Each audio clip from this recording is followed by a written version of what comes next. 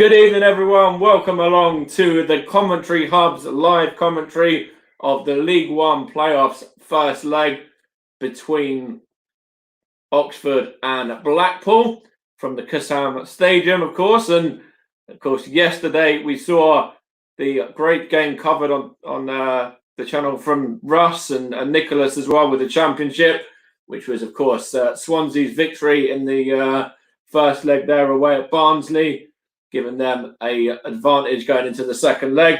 Of course, later on tonight, we've also got the game between Newport County and Forest Green as well. We've got Matt Isles on commentary for this one and Russ Vernon on commentary for the one a little bit later on as well, at just before 8 p.m. So, of course, you know, the playoffs is a very interesting time of the season. Form's completely out of the window. Anyone can beat anyone on the day, and it doesn't matter where each side's finished in the league or anything like that. Either side can come out on top over the two legs, and that's the joy of the playoffs, really, to have the two-legged tie. And it's great that it's still remaining at two legs as well. And in the current climate, not just been put to one leg like it has been in certain other competitions. The likes of the Europa League and the Champions League were doing it for a while as well, weren't they? So it's good that they managed to keep it at two legs for the playoffs. And I'll bring Matt in shortly because the kickoff is at 6 p.m. We've got plenty of action across the board tonight as well. Premier League action as well, and loads of other action in the world of football. So the Premier League sees Man United against Fulham kick off at 6. Also Southampton and Leeds kick off at 6 as well, which is why you've got me and not Russ, because Russ is watching that before he gets into position for later on. Of course, Brighton and Man City kick off at 7. So the champions go to Brighton to see if they can carry on their great form from this season. And then at 8:15, we've got a repeat of the weekend's FA Cup final as well between Chelsea and Leicester. And if it's anything like the Cup final, that's going to be some game as well, because that was certainly full of drama. And, it was, of course, a goal worthy of winning any game, let alone a game of that magnitude. And, of course, VAR had to play a part in it at the end as well. So, fortunately, on this one, the fact it's, League One, we haven't got to worry about VAR. And I think Matt's probably quite pleased for that, to be honest, and quite grateful because, when there's been a goal or something like that, it's, you haven't got to wait 5 minutes to actually be able to commentate over that because it just comes straight into play. So you haven't got to worry about, potential VAR overruling it or anything like that. So that's obviously something that isn't to worry about in these divisions. So that is Oxford Blackpool that we're bringing you in the first of the playoffs. We've got Nicholas Jones covering Lincoln City against Sunderland as well, and we'll try and cover as many of the second legs as we can, both Friday and Saturday, for Blackpool, Oxford and Sunderland, Lincoln as well.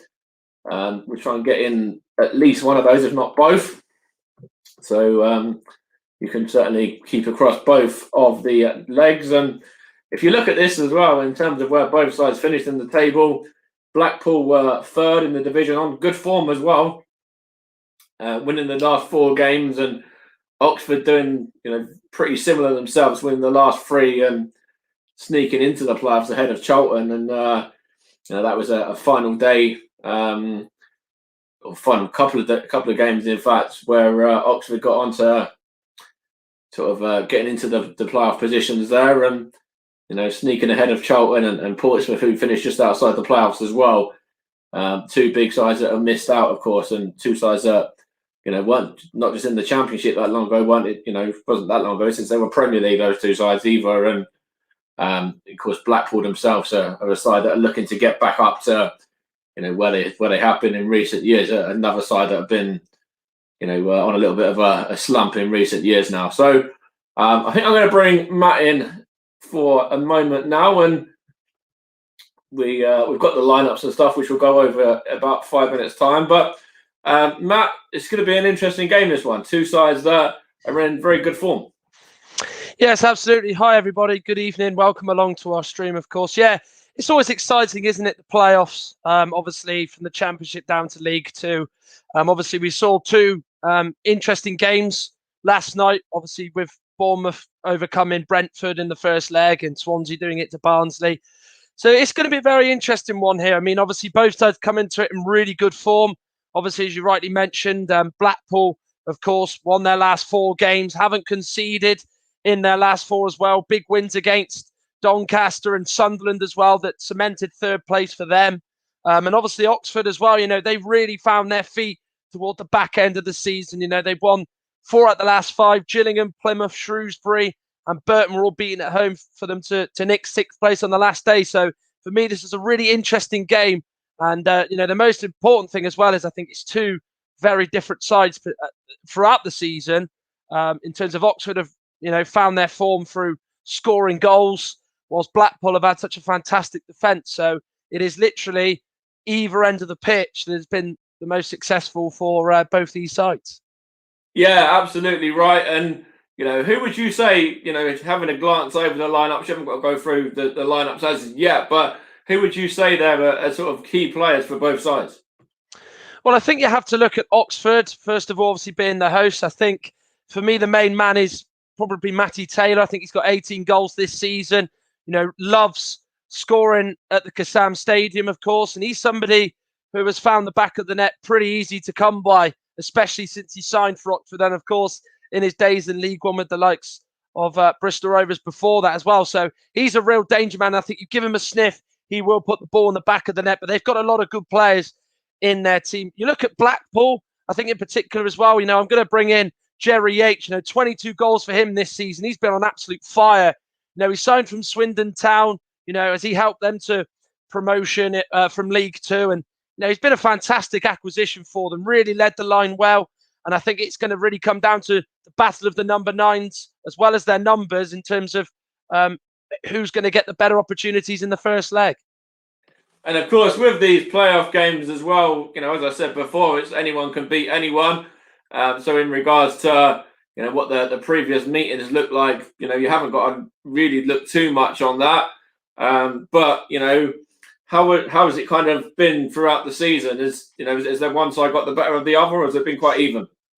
Well, in terms of obviously the 2 meetings they had prior to these 2 playoff matches, Blackpool managed to actually not concede a goal against Oxford, which was quite a real surprise. I mean, Oxford failed to score against 4 opponents over 2 meetings this season, and Blackpool were one of them. It was a goalless draw at Bloomfield Road on the 12th of December, and then it was a real key game on the 20th of March where Blackpool recorded a 2-0 win over Oxford with Kenny Dougal, the Australian, and Dan Ballard, the young Arsenal loanee, scoring 2 first-half goals that recorded the victory for them. So Blackpool certainly do like playing Oxford this season, but of course, previous matches and form goes out the window in the playoffs, as everybody knows.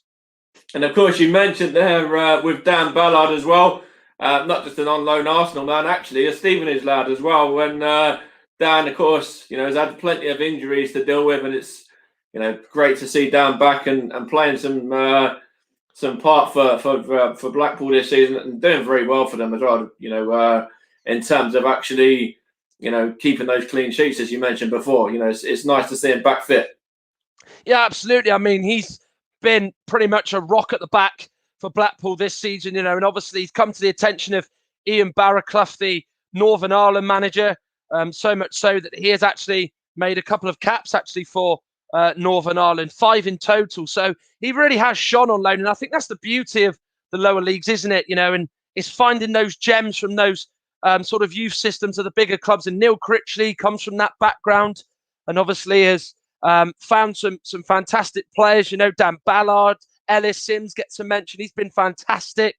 Obviously, Jordan Gabriel signed on loan from Nottingham Forest, but of course they are in the Championship, if everybody knows. But Dan Ballard has been absolutely superb. 28 clean sheets that Blackpool have kept this season, which is a phenomenal record. In 46 games, that is absolutely astounding. And it's no surprise when you hear that statistic that Blackpool actually had the best defence in League One. So yeah, he's played a part of their amazing defence, shall we say.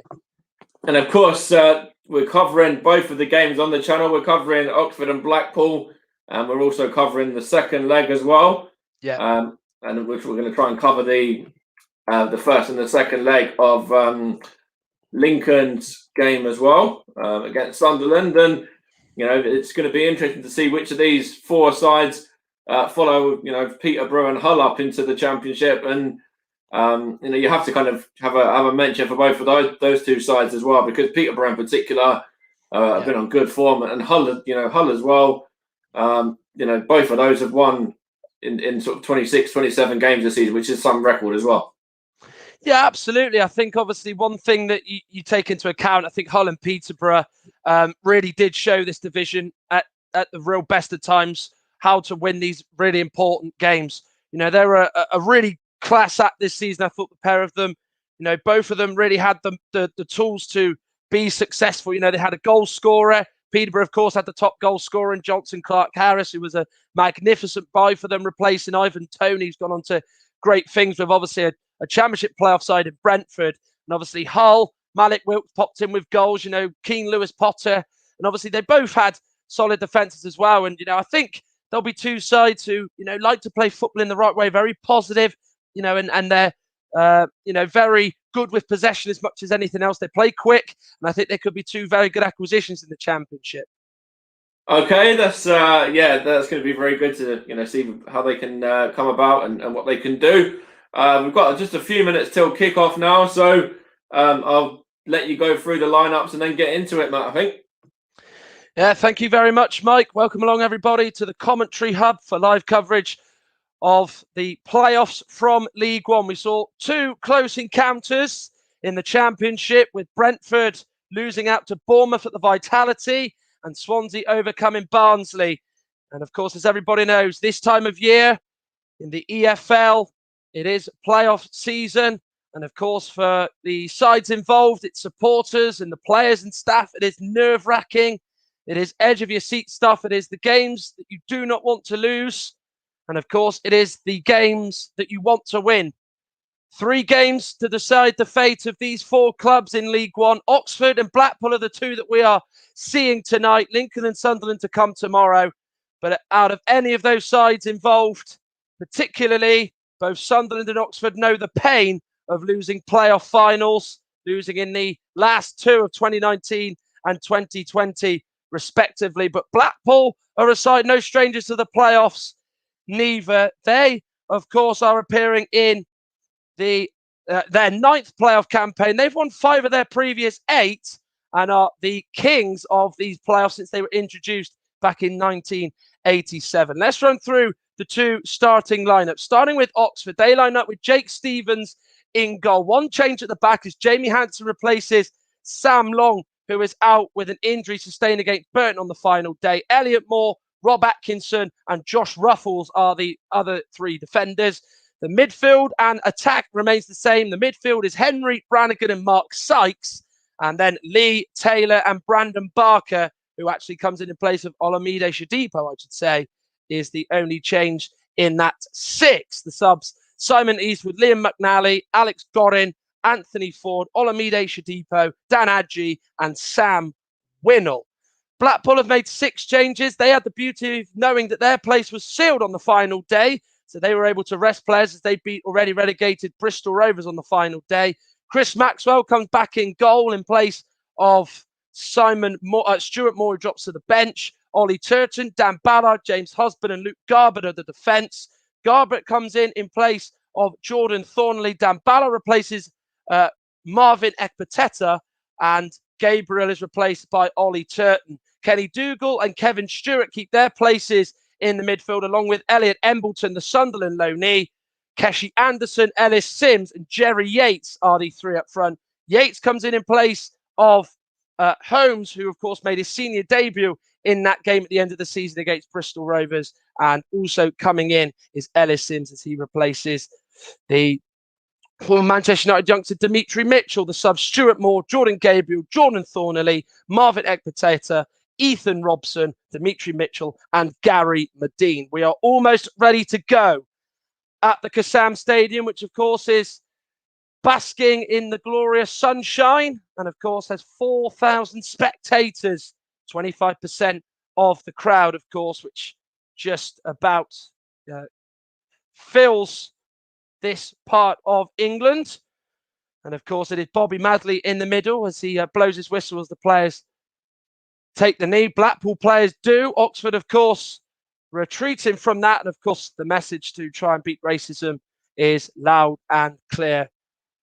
As not today or any day is the EFL slogan for combating racism. We are underway. It is Blackpool who get us underway as they go from right to left in their change strip, of course, of white, orange, white. So white shirts, orange shorts, white socks. And Oxford, of course, in their bright yellow, dark blue shorts and yellow socks. It's an early touch for Atkinson. He doesn't really put his foot through it there. The header on by Stewart sees a foul by Jerry Yates, who goes into the back of Mark Sykes.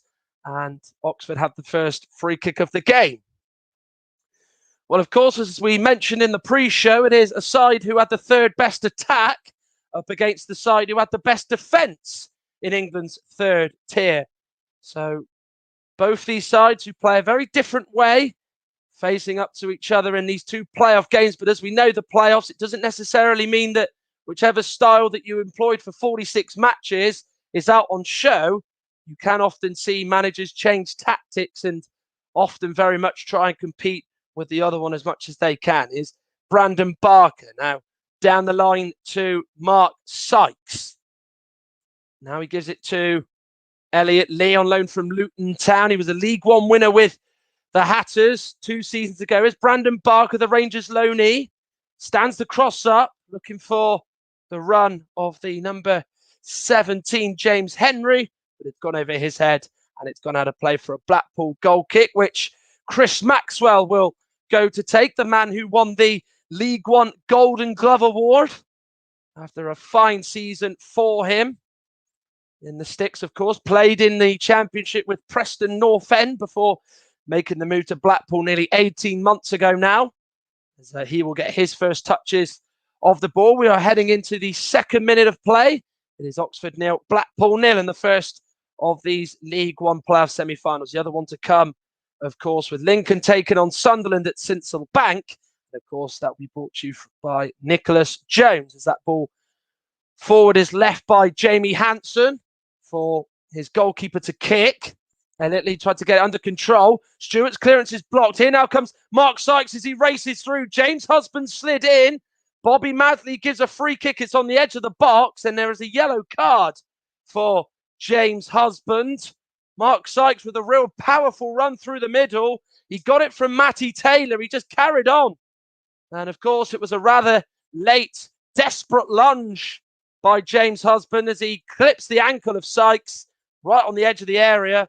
And it's a yellow card for the Blackpool number 3, who has got himself a rather cheap yellow card. Bobby Madley, of course, a former Premier League official. He's been supported by Jeffrey Liddell and David Hunt as his assistants. Benjamin Speedy is on 4th official duty. And of course, should any of the assistant referees pull up with an injury, Nicholas Cooper is there to step in. But it's a free kick that Blackpool have got to defend. They have 4 in the wall as Oxford, of course, attack the north side of the ground, which, of course, doesn't actually have a stand. It is just a car park. So if a ball does go over, it'll probably be hitting the cars behind the goal. It is Elliot Lee who's going to take it. Josh Ruffles is over this as well. Big early test perhaps for Chris Maxwell. It will be Lee to take. He tries to go under the wall.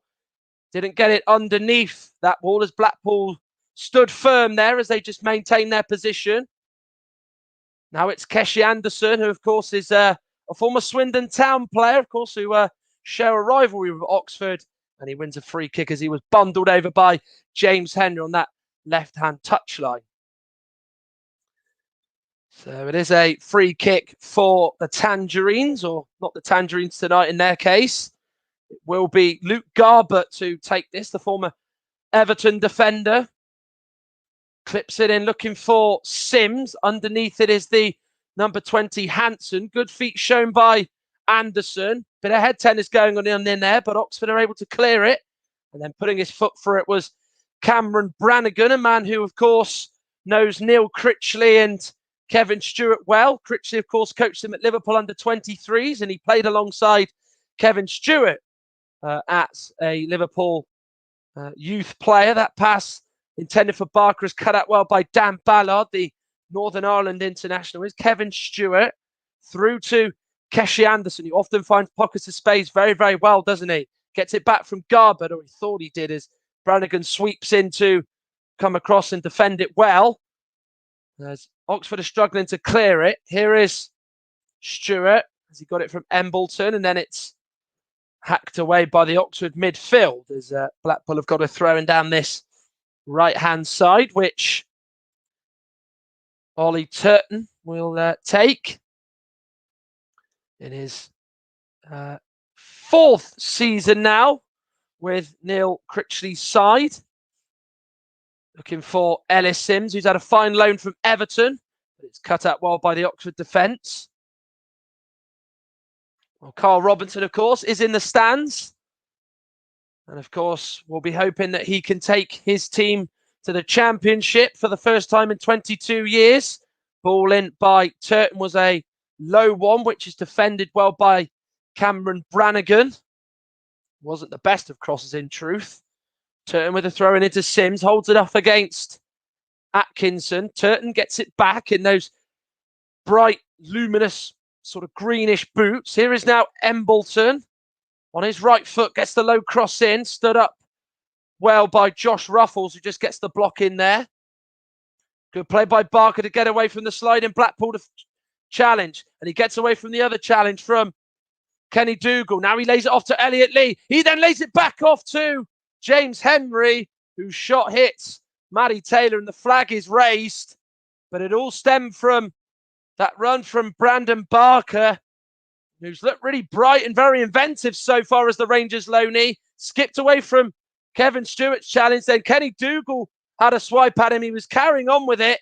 He had an easy pass to make to the right. He picked it out to Elliot Lee. He then laid it off to Henry in the middle, who struck it at Taylor, who was miles offside.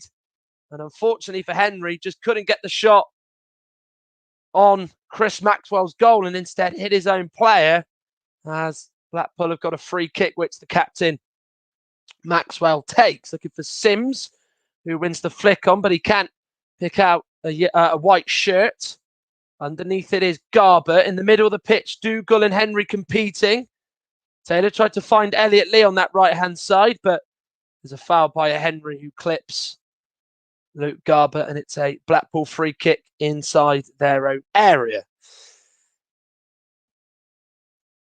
Well, Neil Critchley, of course, in his first full season in charge of the Tangerines, he made vast number of changes in only just a short space of time. He was appointed as Blackpool manager in early March, and then, of course, they weren't to play another game beyond the middle of March of 2020. He, of course, made 17 new additions in the summer, adding a further 4 in January. And, of course, his background does lie in youth football with Liverpool and so forth. He even managed 2 games for Liverpool when, of course, there was that fixture congestion with Jurgen Klopp's men. Managed the Aston Villa League Cup quarter-final in December of 2019 in the Shrewsbury 4th round replay. He lost 5-0 and won 1-0 in one of those games. As Turton throws it to Sims as he's gone into the box. Now with Embleton, trying to shift it onto his left foot. Tries to get the cross in, but it's bounced off Brannigan. As Blackpool win their first corner of the game inside 8.5 minutes. As they attack the home end of Oxford. The south stand of it. So a bit of defending for Oxford to do. It will be Luke Garbutt who swings it in with that left foot of his, deep to the back post. Elliot Moore with the header away. And he's headed it out of play for a throw-in. Good leap by the former Leicester City man as he was able to just get up and head it out for a throw. And there's a nice touch by Oxford. The advertising hoarding showing rest in peace Jordan. Hashtag rest in peace little man. Of course, he passed away at the age of 9 last week, of course, as he was struck by lightning, as there is a moment of applause to remember the man who, of course, the little lad who passed away in Blackpool about this time last week. A fantastic touch by those home supporters inside the ground, as football remembers Jordan Banks, of course, as well as even saved 3 people's lives by having his organs donated to them. So an even greater reward for those 3 lucky people that have received organs from Jordan Banks. But of course, not the best kick by Jake Stevens, as we are 10 minutes. Jamie Hansen tried to keep that in. We are 10 minutes in at the Kassam Stadium as the round of applause still goes on. It is Oxford 0, Blackpool 0. We are yet to really see any chances of note. The only one we did have was that opportunity for James Henry, which was blocked by his own teammate in Matty Taylor, which resulted in an offside. Here is Dan Ballard to James Husband, who's been so key for Blackpool this season, as have many of the defence, but he's been put under pressure by Mark Sykes. Kenny Dougal, the Australian, with the ball looking down the middle for Sims. Good control by the Everton loanee. Now out to Embleton, tries to slide it through to the forward runner, Keshi Anderson, but it's cut out by the Oxford defence as it's laid back to Jake Stevens. And he, of course, just can't quite put his foot through it, and instead has knocked it out for a throw to Blackpool, which Ollie Turton goes to take down this right-hand side. Turton assessing the options, gets one down the line for Jerry Yates, who's committed a foul as he goes into the back of Rob Atkinson. He's not happy with it. It was a pretty easy decision for the linesman to make on that right-hand side, and a free kick is given. And what has been a breakthrough season for Rob Atkinson, he, of course, joined in January 2020 from Eastleigh, and has developed a good partnership alongside Elliot Moore. So much so that he's played every league game in 2021 and hasn't missed a match since the 15th of December in the league, which has just shown how good and solid he has been for Carl Robinson's side, who, if you were to look at the table in 2021, they would have had 49 points in 27 games, which is a fantastic feat for them. And they were actually bottom of the table on October the 31st after they lost 2-0 to Fleetwood. I don't think even if you asked the optimistic Hughes fan, they would not have expected their side to be in the top 6 come the end of the season. But that is a fantastic show of strength and resilience and character to really pull themselves out of it, in which they, you could almost say, suffered a real playoff hangover. But it was fantastic credit to Carl Robinson to turn their form around. January was a big month for them. Elliot Lee arrived. And of course, their bigger name players really turned up as well and showed what a good side they are and matched the pre-season expectations that were matched on them. Maxwell looking for Ellis Sims, who's almost playing the target man role in the opening stages. Mark Sykes wins the challenge off Kevin Stewart. In fact, Rob's in the Republic of Ireland midfielder, yet to be capped for Stephen Kenny's side. Played at youth level for Northern Ireland, did the Oxford number 10, and actually scored the goal in their defeat to Wickham in the playoff final last year. Atkinson with his left foot plays it to Brandon Barker, who's certainly been involved so far. Plays it to Sykes, who just waited for the foul to come in from Embleton, which he got, and he wins a free kick. Yeah, smart play by Mark Sykes there, because he knew that Embleton was going to try and win the ball off him. You thought at first Brandon Barker sort of played a real lazy short ball into him. It didn't really have a lot of pace and it was quite slow. But to be fair, Mark Sykes knew exactly what he was doing. So Oxford have a free kick around about 30 yards out. James Henry's going to deliver this. Man who's played from the wing into centre midfield this season. Arm in the air. How will the delivery be? Not the best of deliveries, as it just rolls on through to Chris Maxwell. He'll be disappointed by that, will the former Wolves and Millwall man. Has experience of playing in the playoffs, not just with Oxford, but with Millwall. Was a League One title winner in 2014 with Wolves. Ball forward by Maxwell is cut out well by Moore. He heads it to Jamie Hanson, but the ball is a rather poor one as it's just gone straight out of play for a throw as we are 14 and a half minutes into this one at the Kassam Stadium. There's 6th place Oxford take on 3rd place Blackpool in the regular season, and it is goalless in Oxfordshire as Elliot Lee shows good feet to lay it back to Jamie Hanson. Blackpool really getting the numbers in there to make it hard for Oxford to get out of the situation they were in. Lovely ball out to the left to find Keshi Anderson as it just goes in front of him. Puts his thumb up in the air to show his appreciation and what the idea was behind that.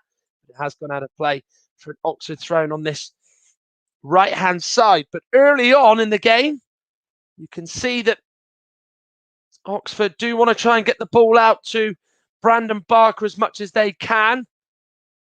And they are probably going to try and look to use Mark Sykes as an attacking threat as much as possible. We haven't quite seen it yet from Blackpool, but one person who has been involved is Ellis Sims, the Everton loanee, and somebody who was a real buy from the Premier League side. Neil Critchley, of course, using his Merseyside contacts to good effect and using the Blues side to great effect as well.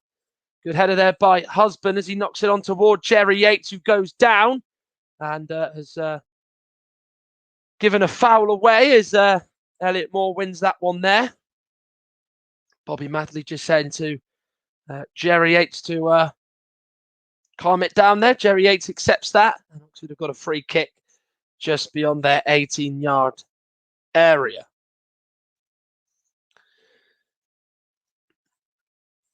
And of course, we did see 2 interesting games in the Championship last night. Brentford and Bournemouth was 1 solitary goal. We saw also Swansea have the 1 solitary goal in their game as they prevailed against Barnsley. So all to play for on the second leg. Sims trying to flick it on to Jerry Yates. Vital foot in there by Atkinson.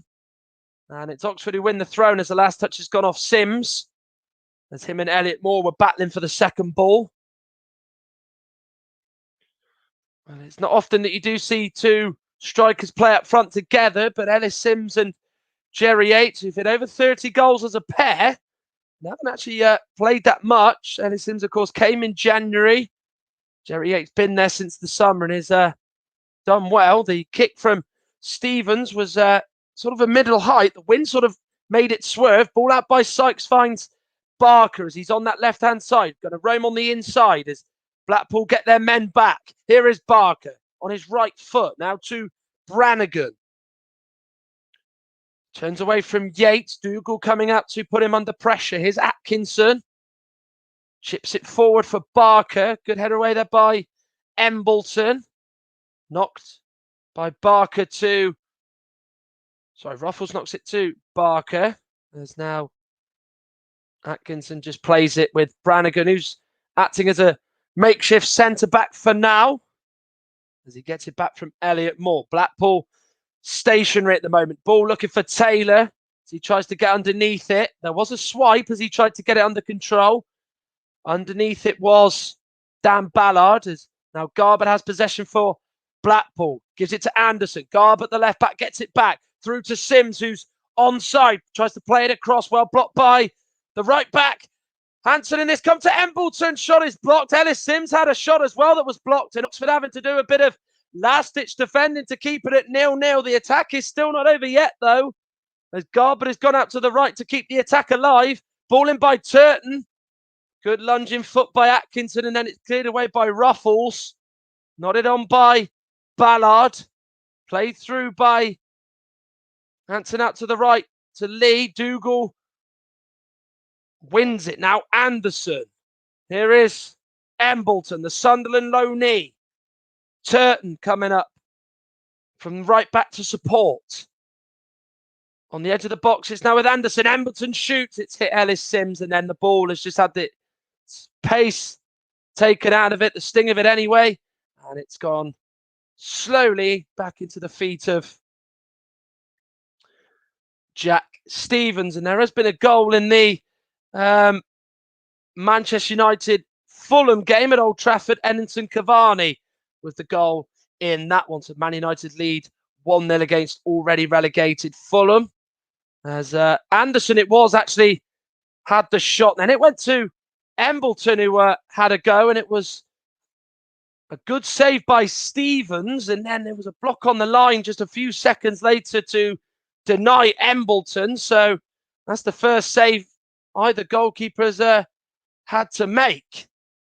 And of course, we're just receiving a comment from Radar 1974. He says he's here to support the Tangerines. They deserve to climb back up now since they got rid of the Oystons, of course, which was a real disastrous time for them. It led to boycotting from some supporters, of course, on their last visit to Wembley in a playoff final back in 2017. They only had half the ground filled as they beat Exeter with Mark Cullen, one of the goal scorers that day. And of course, it led to a change of ownership. The EFL stepped in and forced the Oystons had to sell, as they, of course, were in a dispute with their former Latvian owner. And it meant that the Oystons' stewardship was over, and then it was up to Simon Sadler to take charge, who bought the club. And of course, he is a company run in Hong Kong. It is made his name, Siganti Capital Management. And of course, hasn't looked back, as it's probably the best spell in the club. And of course, it just rejuvenated the whole club, and it meant that they could start again. Garbutt with the throw into Anderson. In quite a dangerous position for Blackpool, potentially. Not the best pass by Anderson into Kevin Stewart. Good defending there by Sykes. But then, of course, he goes in with a late challenge. There's the Oxford number 10, and Bobby Masley wants a word with him. Blackpool players demand that a yellow card is issued to the Oxford number 10. Bobby Masley wants a word with him. The referee from from Wakefield, and Mark Sykes could have no complaints at that one. He just goes in with a lunge there. He was never, for me, going to make it. Husband flicks it over him, knows exactly what he's going to do, and Sykes just knows it is a real poor bit of play from him. Chance to get their foot underneath this and push the men up and crowd the box. There is a lot up there for Embleton to aim for, and it's a really wicked delivery, and it's come on through to Ollie Turton, who's put it away, and Blackpool lead. It bounced off an Oxford player in that box, and Ollie Turton is there to fire it in, and Blackpool have taken the lead with 23 minutes played at the Kassam Stadium, and it's an unlikely goal scorer who's put them in front. Oxford 0, Blackpool 1. Well, it was a superb delivery in there. It bounced off Josh Ruffles, who made a real mess of clearing it. Deep cross in from a far position on that right. And then it fell to Ollie Turton, who just hammered it in from close range. Stevens scrambled across, but didn't do enough to keep it out. And there to put it in is Ollie Turton. And Neil Critchley with a celebration on the side. Then he remembers that, of course, it doesn't really change anything for them. They are 1-0 up. And it's a first goal of this season as well for Ollie Turton. And what a time to get it in a playoff semi-final first leg. And this is now well and truly alive. Now it's gone to Keshi Anderson.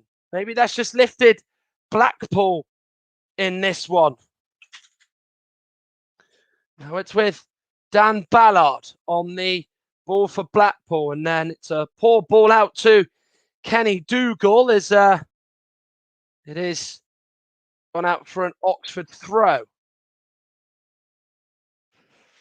That is what Elliot Embleton has got in his armoury. Balls like that into the box. It was a superb one. Deep ball. He really wrapped his foot around it on that right-hand side. He must have been about 35 yards out. To put the ball in like that was absolutely superb. Yes, they did get a bit of good fortune because of Josh Ruffles making a poor clearance out of it, but it was still presented to a Blackpool player, which they wanted. And there to put it in was Ollie Turton. Atkinson does well to outmuscle Sims, but then doing well to win it back was Kevin Stewart. Yates tries to give it to Sims, who went through the middle rather than to the right where Yates angled the ball. And then there's a foul by Kevin Stewart on the back of Josh Ruffles, and it's an Oxford free kick inside their own half. 25 minutes gone at the Kassam Stadium. Oxford 0, Blackpool 1 in the first League One playoff semi-final. As Ollie Turton's goal is the difference so far in what was the best spell Blackpool have had. They had chances moments before with, of course, Embleton and Keshi Anderson testing the defence and goalkeeper Stevens respectively before Turton was given the chance. And Stevens, who kept out Anderson, as I just mentioned, could do no such thing from the Blackpool right back on this occasion as he sent it forward to Elliot Moore, the Oxford captain, and he gets his header all wrong. And instead of heading it forward, he heads it out of play for a throw. Well, we talk about Blackpool's playoff record. Oxford United are featuring in just their fourth one. They've only won one of the three, and they featured in the National League, League Two, and League One as Ellis Sims comes here. Here's a chance for him, and it's deflected, and Blackpool have got a second. The Everton loanee Ellis Sims strikes for the Tangerines.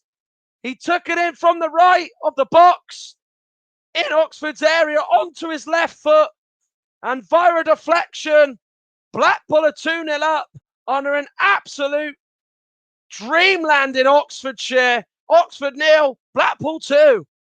Dougal just plays that ball forward for Sims, who just gets beyond Atkinson, who at times had a bit of a difficult evening against Sims, and he does really well to just take it in from the right into the left.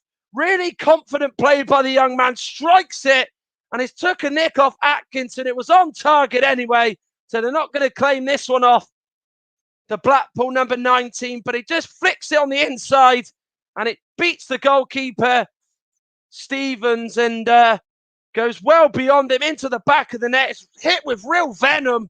Stevens just has absolutely no chance of saving it, and Blackpool are 2-0 up, and they've got 2 goals inside 5 minutes. While they do say some loans from the Premier League really just are a match made in heaven, you could make that case for Ellis Sims. I have been speaking a lot about him in this game and before. What a game he's had so far, as Oxford are now 2-0 down and have got a big mountain to climb as the ball was angled towards Taylor. It's come to Ruffles. Husband makes a bit of a mess of it, but then Taylor tries to compete with Maxwell, but goes into the side of him and has given away a free kick as Maxwell puts his right-hand glove onto the back of his head as Taylor knocked into him. But that was quick play. It was a nice swinging ball in by Henry, went out to the right, was looking for Taylor, who got up for a little guy. Taylor does get up very, very well as he competed. It was a really good header away, actually, by Ollie Turton. It then fell to Ruffles, didn't really get a hold of it, hit it down into the ground, and Taylor in his rights to compete with Chris Maxwell, but unfortunately went into the side as Carl Robinson is on the phone to his coaching staff, of course, serving a touchline ban. And we're seeing from a distance as he is speaking to his assistant down that side. Of course, it won't be the only time that he will be in conversation with his coaching staff, I wouldn't have thought. As Oxford have got a throw in. Half an hour almost upon us, as it is Oxford 0, Blackpool 2. And those fans who'd waited, some of them since March, to get in, of course, are not seeing the joys of being back in a football stadium, as Jamie Hanson tries to keep that in and is unable to do so, and has gone out of play for a goal kick despite a Blackpool player getting a touch off it out for a throw. Well, on the Oxford coaching staff is Craig Short. Also alongside him as well is Derek for Zachary, who's been at the helm a long, long time. They lost a coach this year in Mickey Lewis, a man who was part of the Oxford furniture for a long, long time. And of course, did sadly pass away just a few months ago. And condolences once again to his friends and family for that. That's a lovely ball forward to Jerry Yates as he did well to keep that in. But of course, it has gone out of play via that pass that he tried to find Elliot Embleton from. As Oxford have a throw. Half an hour gone. Oxford 0, Blackpool 2. Ollie Turton and Ellis Sims with both the goals in the 22nd minute, round about that time. And again, the second was around about the 27th minute, is why Blackpool are 2-0 up. And Ellis Sims and Jerry Yates just knocks into Rob Atkinson, and there was nothing wrong with it. But then he went down, and Atkinson did well to redeem himself pretty quickly there as he cleanly won the ball in the box. Ball forward looking for Taylor as he can't get it under control. And close proximity to him is Dan Ballard, who wants a free kick as he felt Taylor fouled him, but he's instead given away a free kick as he went into the back of Matty Taylor. Yeah, Taylor did have a little swipe at him there. Ballard isn't happy with that, but here's a chance for Oxford to maybe put this ball into the box. It will be Henry to deliver. Of course, he did have a free kick, which was the rather disappointing one, which he just didn't put a lot of height on and had no real pace on it. Let's hope his second attempt is a lot better this time round. There's a bit of pushing going on between Moore and Ballard. It's a better delivery in this time, but it's defended well by Blackpool, and in particular, Ollie Turton, who's made some crucial headers in the last few minutes or so. In the middle now with Brannigan, just inside his own half. Forward looking for the left-hand side and Brandon Barker, but it's defended well by Turton, who's underneath it again. Here's Keshi Anderson, who's been here, there and everywhere so far in that first half. Chips it through to Embleton, but it's defended well by Oxford as Atkinson safely goes back to Jack Stevens. Now Brannigan out to Jamie Hanson. Well, Oxford have got to do a little bit more. They've got to show signs of getting back in this. The green shoots a recovery, you could say. Blackpool have really hit them with the sucker punch. They did actually start quite brightly, actually did the U's, but it's gone against them as the Tangerines have left a real sour taste in the Oxford fans' mouth at what the lucky 4,000 Yellow Army that are in the Kassam Stadium. And as I was mentioned before, Ellis Sims scored. It is Oxford's fourth playoff campaign, 2 defeats and a win. And of course, their win did come 11 years ago when they beat York City in the Blue Square Bet Premier playoff final at Wembley, or as it's now known, the Vanarama National League, in which Alfie Potter, James Constable and Matt Green were on target that day. Of course, it was actually not a few days ago, actually, the anniversary of it anyway, as Oxford fans were able to enjoy that one. But this playoff experience is one that's not going well for them. They were beaten in 2007 in the playoffs by Exeter as in the National League, flicked on by Josh Ruffles, who came in the middle to head that on. He heads it on to Barker as he tried to find Taylor the first time round. Finds Barker the second time with his head and picks him up well.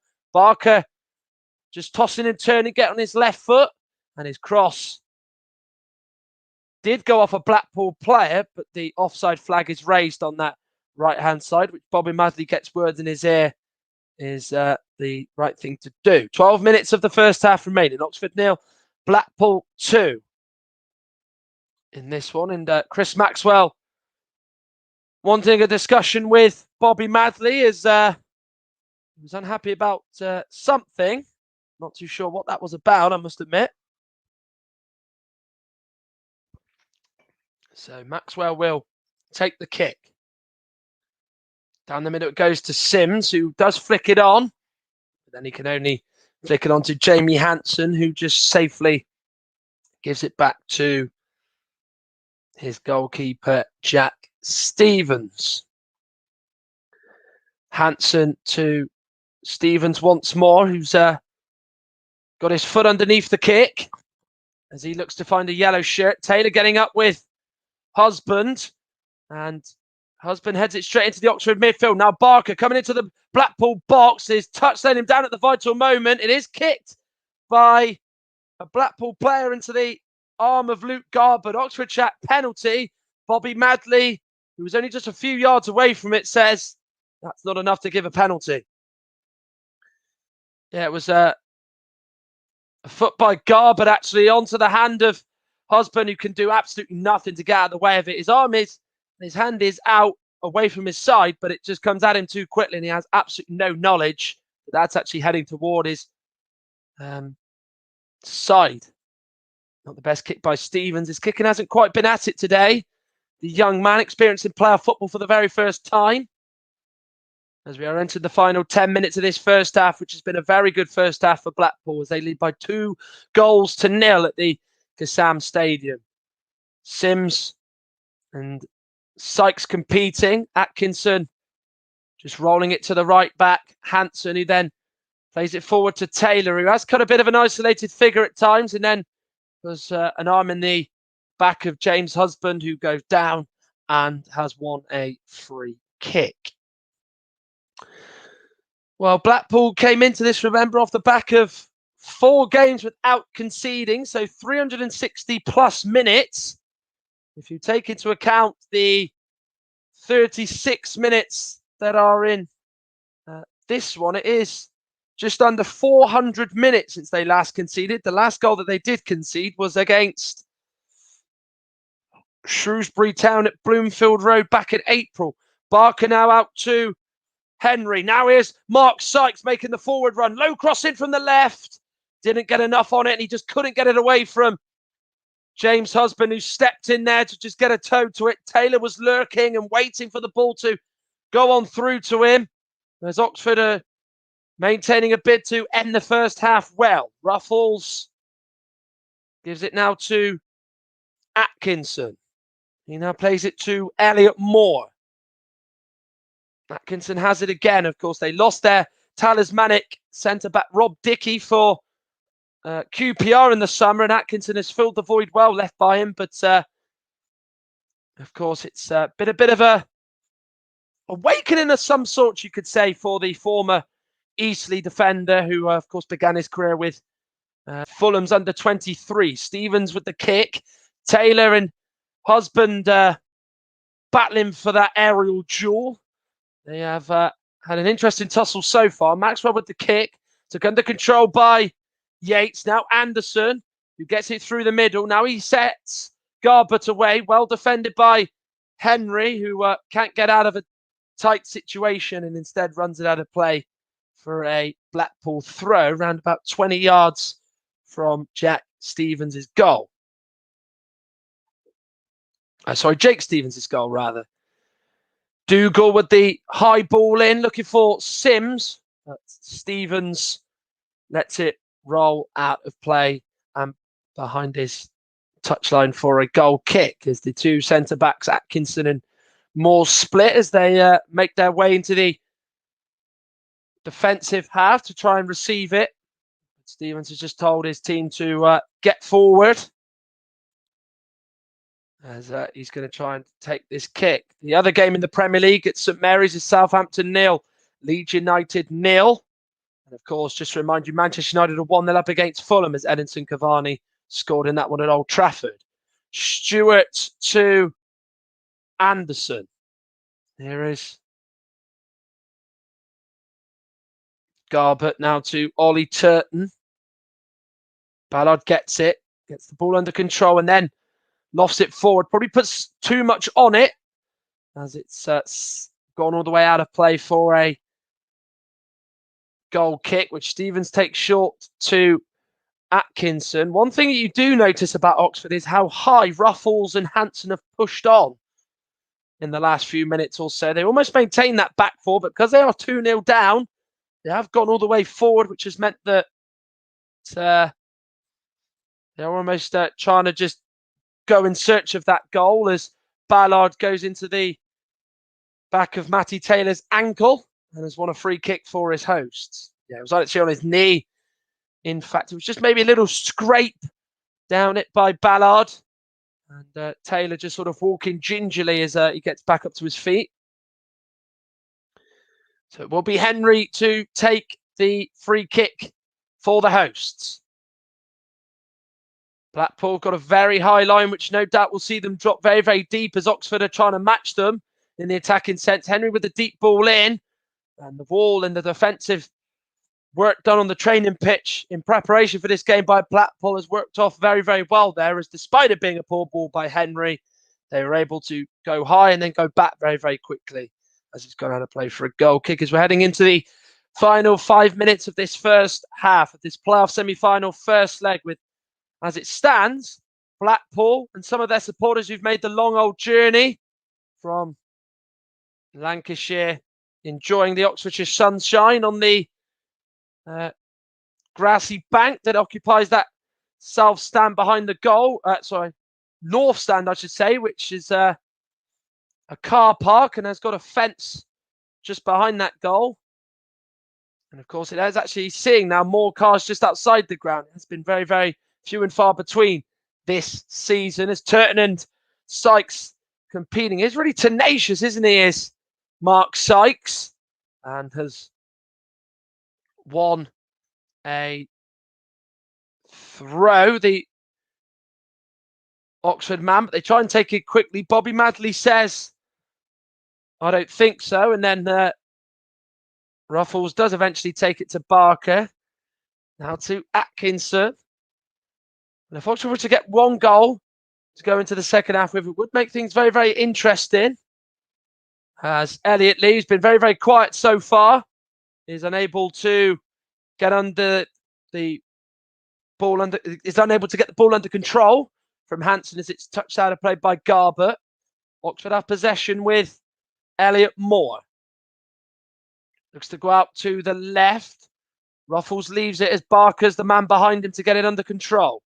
Turns away from Embleton. This is a good direct run by the Rangers loanee Brandon Barker. Tries to play it onto the edge of the box. He is in the corner of the box as Barker slides it through to Lears. Come to Taylor. Shot is well blocked by Dan Ballard.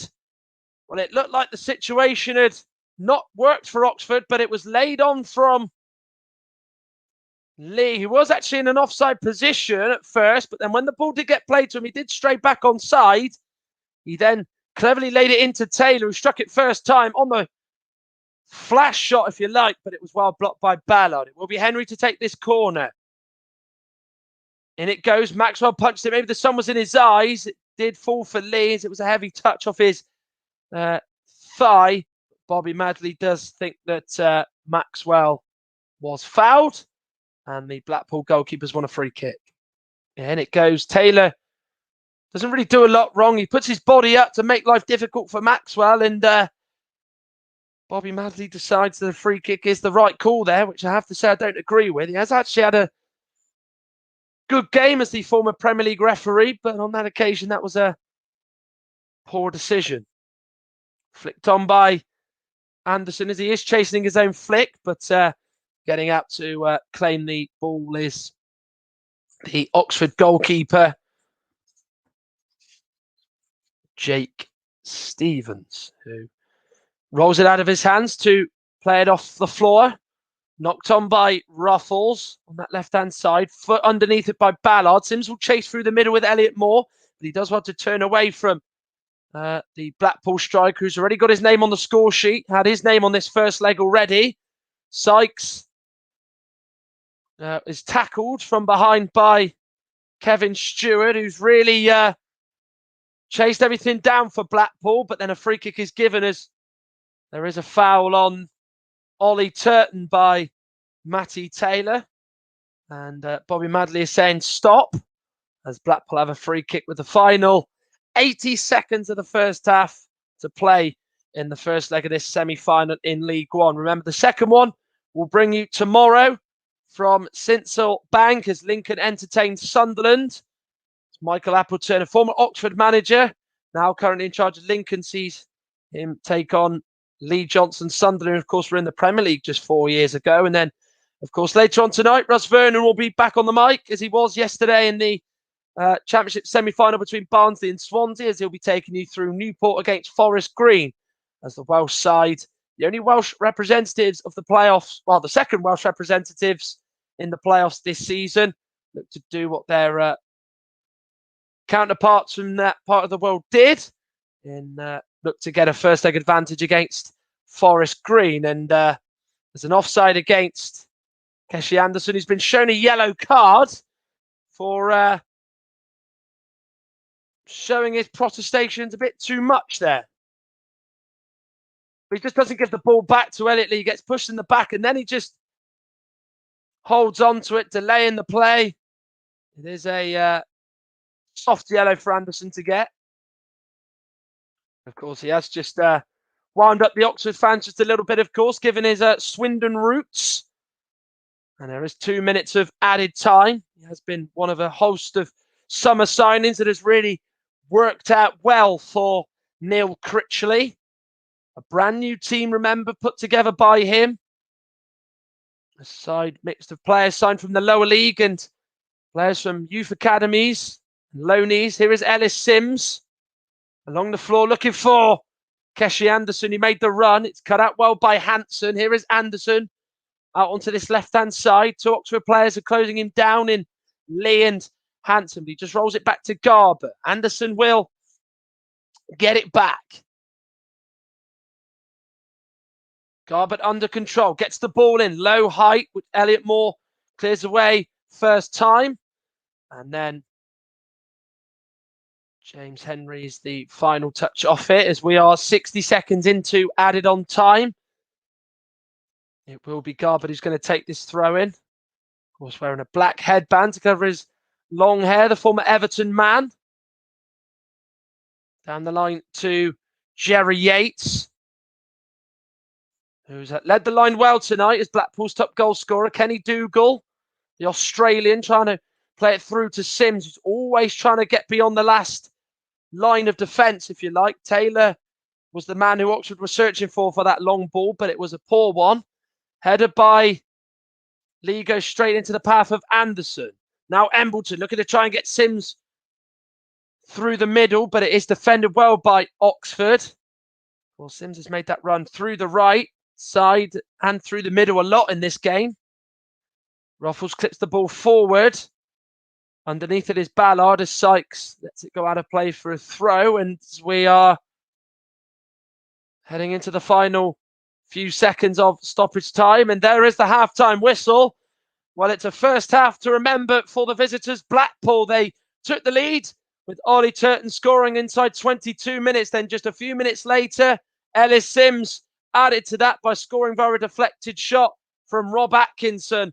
But it's not been a game to remember for the hosts, Oxford, who find themselves 2-0 down against Neil Critchley's side, who are maintaining their phenomenal clean sheet record, which has been the success of why they're in the playoffs. Half-time, Oxford United 2, Oxford United 0, Blackpool 2.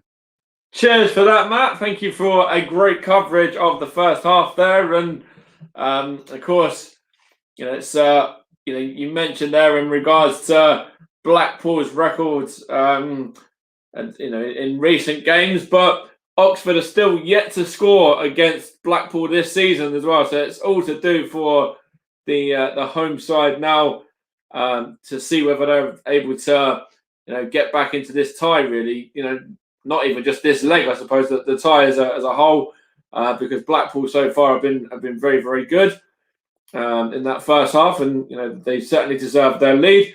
In some of the other games, we mentioned earlier that Manchester United are leading Fulham by 1-0 with Edison Cavani scoring in that one. And also the other game is Southampton 0, Leeds 0 from the Premier League, and Brighton Man City kicks off in around about 11 minutes time, with Chelsea Leicester kicking off in about just over an hour and 15 and about an hour and 25 minutes or so from now for that one. And of course, there's National League action tonight as well as the League 2 playoff game, which we're bringing between Newport and Forest Green with Russ. The National League sees Wrexham host Notts County. Eastleigh travels to Aldershot. Solihull Moors face off against Barnet. Weymouth host Boreham Wood, and then Maidenhead travel to Yeovil to complete that division, and plenty of action in Scotland as well, with the playoff final in the Scottish Championship between Airdrieonians and Morton, and also the Scottish League Two playoff final as well between Kelty Hearts and Brechin, to see who gets promoted out of those two divisions. Kickoffs. The championship in Scotland is at 25-8 and 7:45 for the League Two final. It's been a very interesting first half. Blackpool certainly the dominant side. Oxford did have moments. Don't get me wrong; they certainly had a couple of moments where they did sort of test the Blackpool goalkeeper Maxwell there, but not enough really. And Husband and Ballard and Garbutt and Turton certainly did their bit as defenders as well, and did all that they needed to do. So, of course, the forms with Blackpool, the result as it stands is with Blackpool as well, and it's going to be interesting to see whether Oxford can get that goal against Blackpool and give themselves a bit of hope, or whether Blackpool can kick on and get another one or two in the second half, and really pretty much put the tie to bed in the end of tonight, and then sort of leave Friday's game as a bit more of a formality, where they kind of haven't got to worry too much about getting past Oxford in terms of having that strong advantage already. But it's an interesting one really to see what happens. If you look at the two benches as well, Oxford have got, who have they got on the bench? Winnell on the bench. They've also got Shodipo as well, and a couple of other names there. But there's not anyone that really stands out. Of course, if you look at Blackpool's, they've got a very strong name in, of course, Gary Medine, who they could bring on if they really want to add to it. And if you look at Oxford's bench, not for me, there's not really anyone that stands out of the same ilk as sort of Gary Medine for Blackpool. But that's probably because I don't know that much about League One football, if I'm blatantly honest with you. But I'm more focused on the Premier League and League Two. It's the two leagues that I actually have been following in recent years. But in terms of this game, Blackpool have done very, very well. They deserve to be ahead, that's for sure. And it's going to be interesting to see whether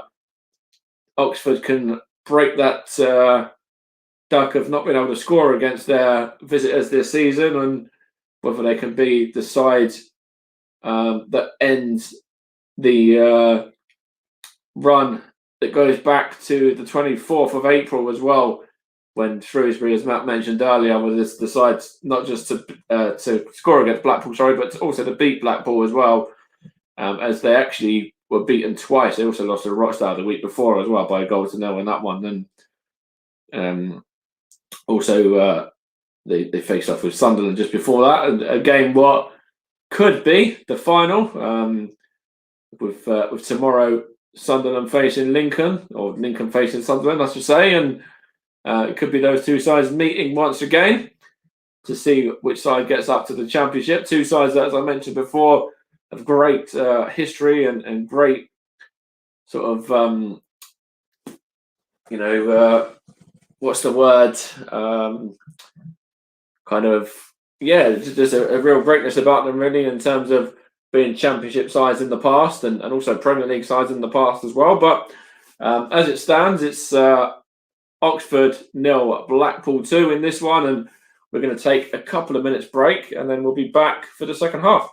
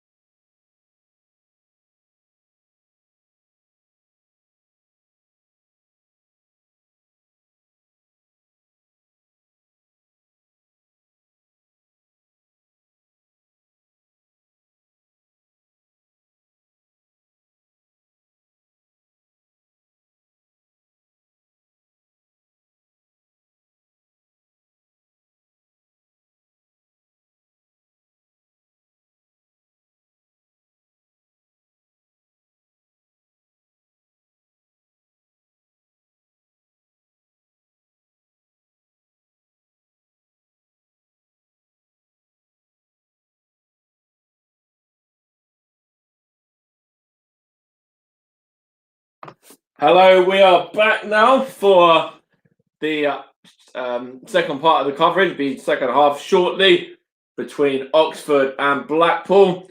Blackpool leading by 2-0 with a couple of first half goals there, and Matt's back in as well.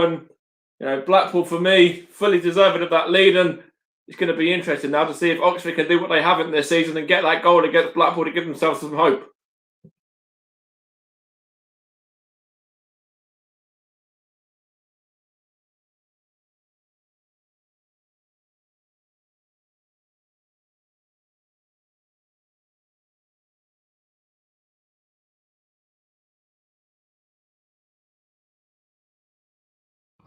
Right, I think we're having a few.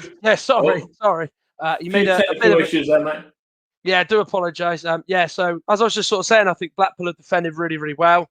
I think that when they've had to, of course, I think what's really made Blackpool stand out for me is that that there's a willingness to try and win the ball back at times. I think the 2 goals they scored, they were very different. I think the first one's a hint of good fortune because obviously Ruffles makes a bit of a mess of the clearance, and it falls to Turton, who's in the right place to volley it in the net. And then the second goal, you've got to give a lot of credit to Ellis Sims. The young man took it under control beautifully, brought it inside. Yes, it was a deflection off of Atkinson, but I don't even think had he been there, the Oxford centre back, it would have gone into the back of the net anyway. It was a terrific strike, and they're fully deserving of their 2-0 lead, and Oxford have got to do a lot more. And of course, we've mentioned there, I don't know what you actually caught of what I just said there at the end of it, but of course, Oxford haven't scored against Blackpool this season as well. And of course, they were 0-0 in the first game and beaten 2-0 in the second, as you rightly mentioned earlier on in the pre-show. And it's going to be interesting now to see what Oxford can do in terms of getting themselves back into this tie, really, let alone this leg.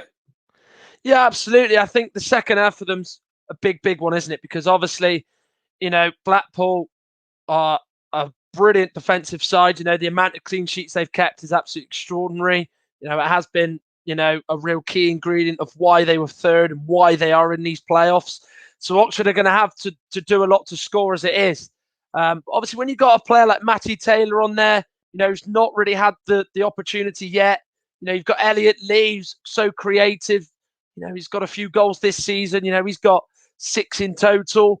And James Henry, his deliveries aren't the greatest yet, but in this game, but as we know, he certainly possesses a lot of quality. So, Oxford just need to try and come out in the second half with a point to prove. They're going to be hurting. They need to show what they're about and really test this Blackpool defence, which has probably been a bit too comfortable for me in that first half. And I think what they need to try and do as well is try and get the ball off the floor a little bit more. I think we've seen some really good runs from Sykes. You saw him early on get chopped down by James Husband. We also saw Brandon Barker be sparked into life. It's not quite been there throughout the majority of that first half. You kind of hope that it might just change in the second half because they've got the quality to cause a few problems. And if you look at some stats like I am here as well, if you look at the possession, Oxford have had more of the possession. Blackpool. I don't know where Bradford came from there. Blackpool have had 6 shots to Oxford's 5. And, if you look at the shots on target, this is the key one, really. Oxford are yet to amount a shot on target in that first half. And Blackpool have had 3 and scored 2 of those. Yeah, absolutely. I think, one thing that Oxford have done, I think they've gone a little bit too long at times. Matty Taylor's not the tallest of strikers. I think one thing about Taylor you could say is that he's not afraid to put himself up in the air and challenge with defenders. But it is a mismatch there. You've got Ballard, you've got Husband. They're 2 fairly tall centre backs that have won that aerial duel. But yeah, that's got to be a grave concern that they haven't had a shot on target in that first half. And you'd hope that Carl Robinson would expect a lot more from his team going forward. And I'm sure he's been in conversations there throughout the first half with his assistant manager and his coaching staff, and I'm sure now he's going to be getting very firmly into them at half time as well. And seeing, I would like to see Oxford come out with a very sort of strong intensity at the start of the second half, and we're just going to be underway. In fact, are we back underway now, or we're just going to be getting underway again for it, second half? We will be about to get underway now. All right, so back over to you. It is then. Thank you very much, Mike. Well, we were about to start, but Blackpool's Jerry Yates a bit too keen to chase that ball down. And at the second attempt, we are back underway for the second half of Oxford taking possession and kicking us off for the second half of the first instalment of 2 in this playoff semi-final. Ball through to Taylor, tries to flick it back to Lee, then it's gone off Dan Ballard, and then the ball is just left into Chris Maxwell's hands for him to gobble up. Just go through the 2 starting lineups. No changes at the break. Stevens in goal for Oxford. Defence of Hanson, Moore, Atkinson, Ruffles, Brannigan, Sykes, Henry, Elliot Lee, Matty Taylor, Brandon Barker in a 4-3-3 for them. Of course, with the first position being the goalkeeper, and then down to the end their left winger. Blackpool, same system. They go with Chris Maxwell in goal, defence, Ollie Turton, Ballard, Husband and Garber as they go from right to left. 3 in the middle of Dougal, Stewart, Elliot, Embleton. And then they have the, you could almost say a 3, but then they almost have the diamond of Keshi Anderson.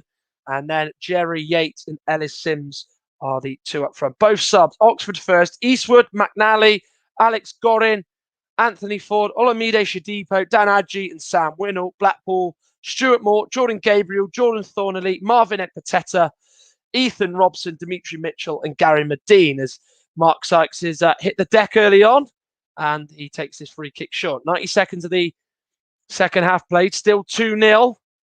As Oxford, of course, have got it all to do it. It was a 2-0 scoreline at the end of the first half in their last meeting back on the 20th of March that resulted in Blackpool, of course, winning the game by 2-0. It is the same scoreline as I mentioned.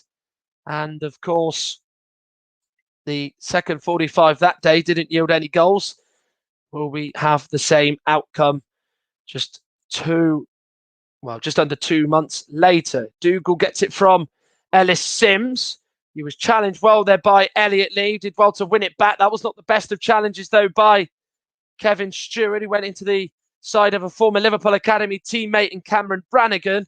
And it's an Oxford free kick. Yeah, Elliot Lee does well to win it back. It's now come with Brannigan. It was a good forward run from him, good driving run.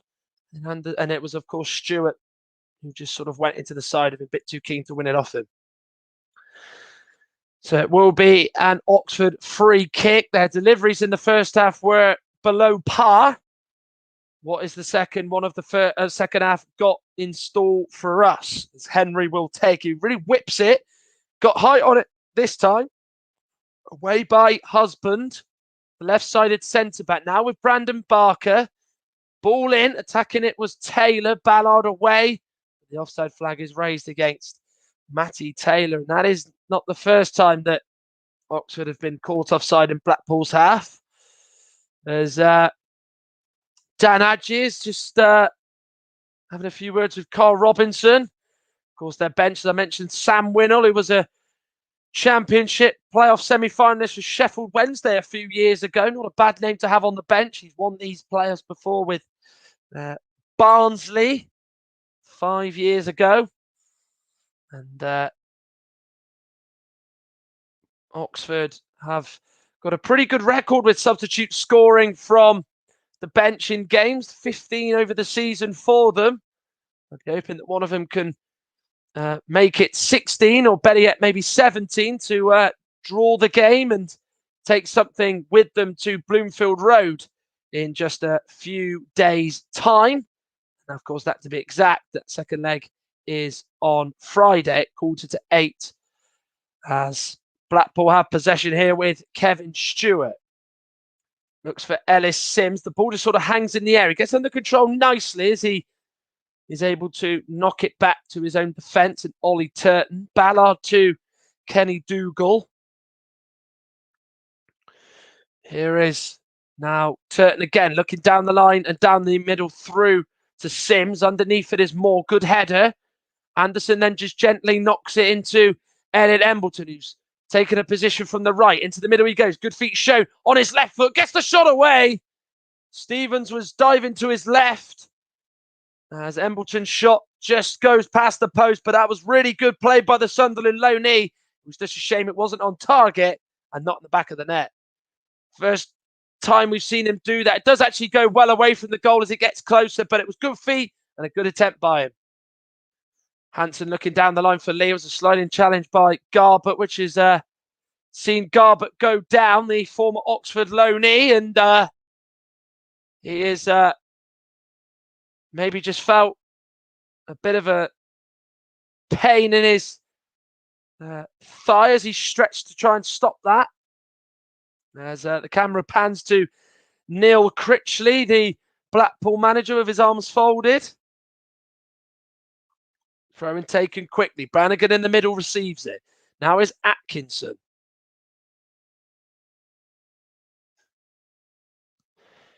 Now down the Oxford left with Ruffles.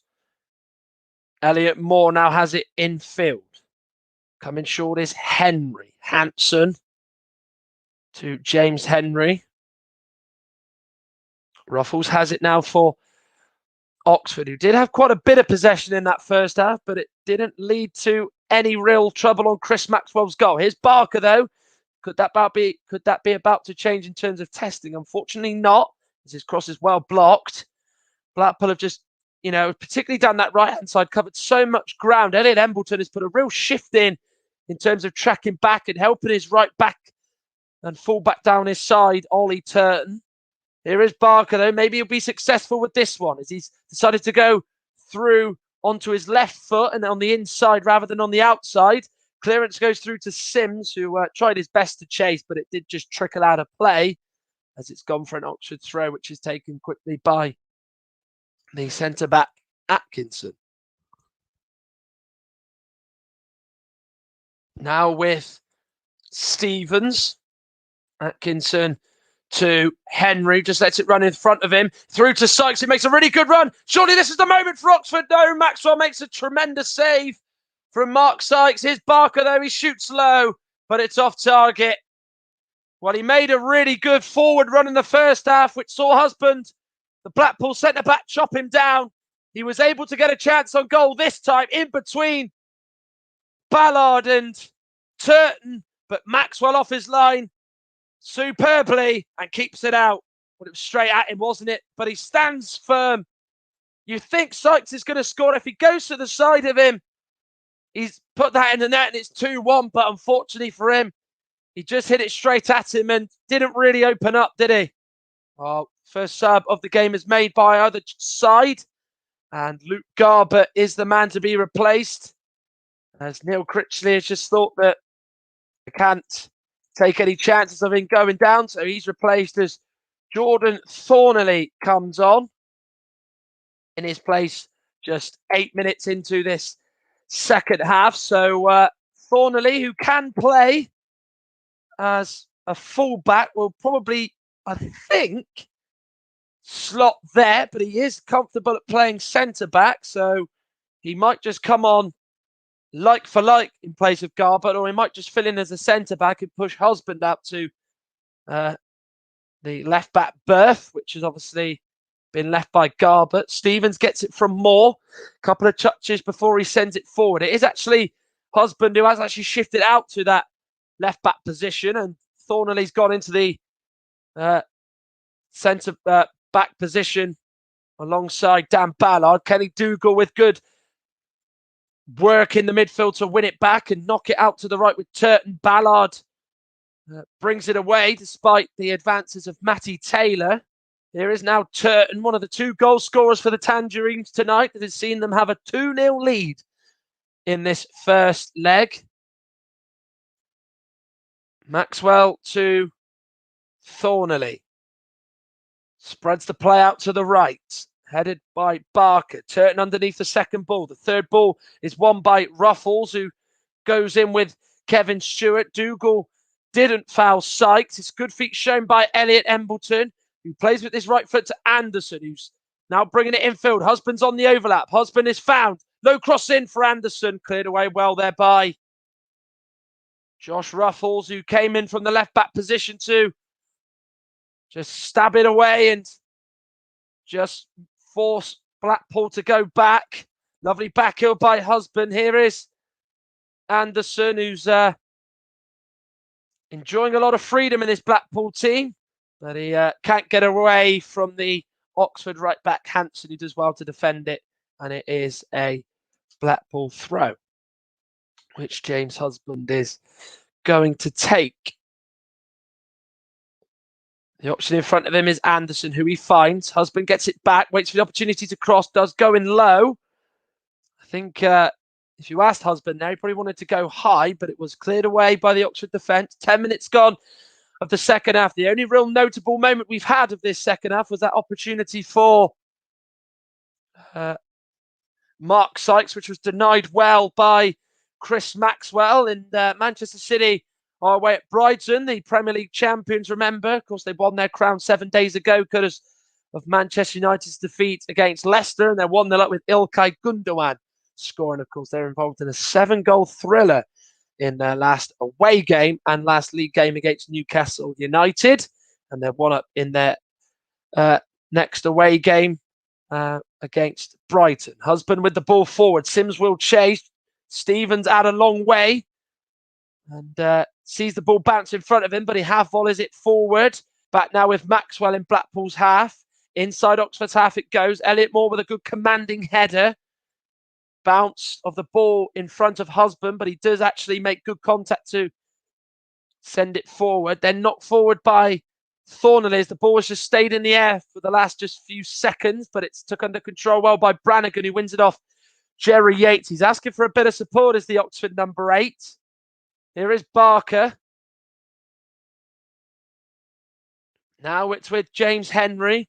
Not been able to have his say on this match so far, but he did play that defence splitting pass for Sykes as Ruffles is chasing, but he's unable to get there as it's overhit and out of play for a goal kick.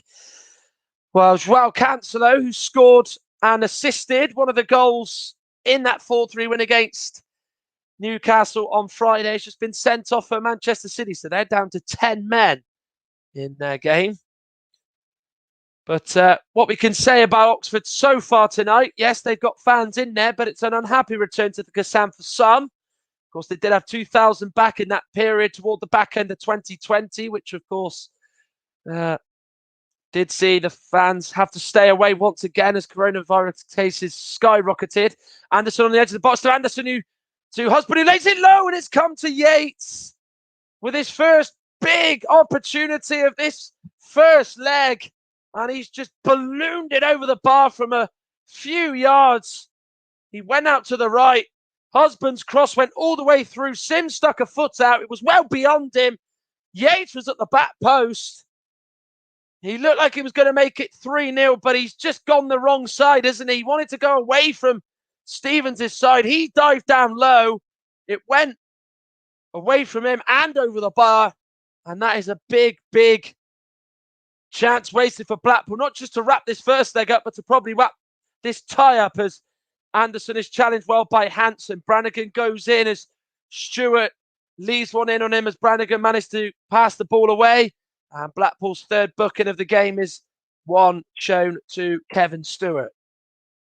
Brannigan evades one challenge from Dougal, who has not been afraid to dive down in low to win the ball back. And then Stewart's done exactly the same as well in this game. Yeah, and he leaves one in there. It was a pretty easy booking for Bobby Madley to make.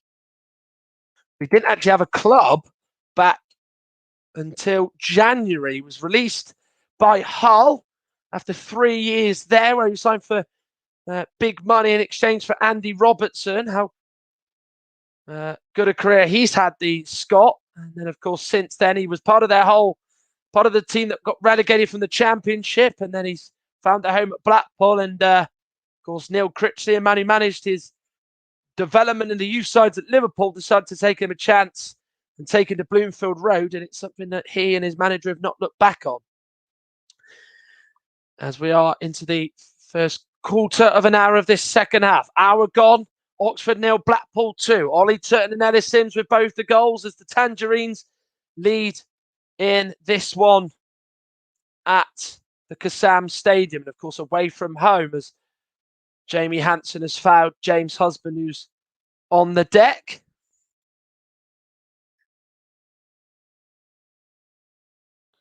Of course, in today in place of Sam Long, who is missing due to a niggling hamstring injury. And it's going to be Maxwell who's going to take this kick, who's a long way out of his goal to knock it forward. Looks for Sims, who gets under control with his foot very well. Now up to the left with Keshi Anderson. He gets the cross in, but it goes all the way through to the middle and into the hands of Stevens, the Oxford goalkeeper. As it's charged down on that left-hand side from Ruffles' pass by the Blackpool midfielder Elliot Embleton. Who was, as I mentioned about sort of Anderson in that first half, Embleton, you could say, from a defensive point of view, and at times attacking, has been here, there, and everywhere. He can play through the middle, but he is doing that today. He can play out wide. He did have a coming of age loan at Grimsby a few years ago, which pretty much shaped him and certainly would have made him learn a lot. Here's Brandon Barker with a forward run. Good one as well. Low cross in for Henry, but he's off target. Great opportunity for Oxford. It's the first time Barker's been able to pick anybody out in yellow, whether it's a high or a low cross. Henry was arriving on it, but he was unable to keep the shot down, and it's seen over the bar. It comes into him. He's on rushing, isn't it? It looks a real good chance to score. You think he's just going to burst the net, but he's just turned into it, and he's almost turned too much side on into it. The technique is all wrong, and it's too high and over the bar. And leads off for Blackpool there. The first time that Henry was able to get that opportunity to score, and obviously one of the very few occasions where Blackpool's defence has been a little bit sloppy, a little bit asleep. They just didn't track the run. The midfielders were nowhere to be seen. Hansen has kept that in. He had to stretch on the first touch to do so, as Husband has just knocked it into him and want to throw inside his own half. He's had a good game as Husband, of course.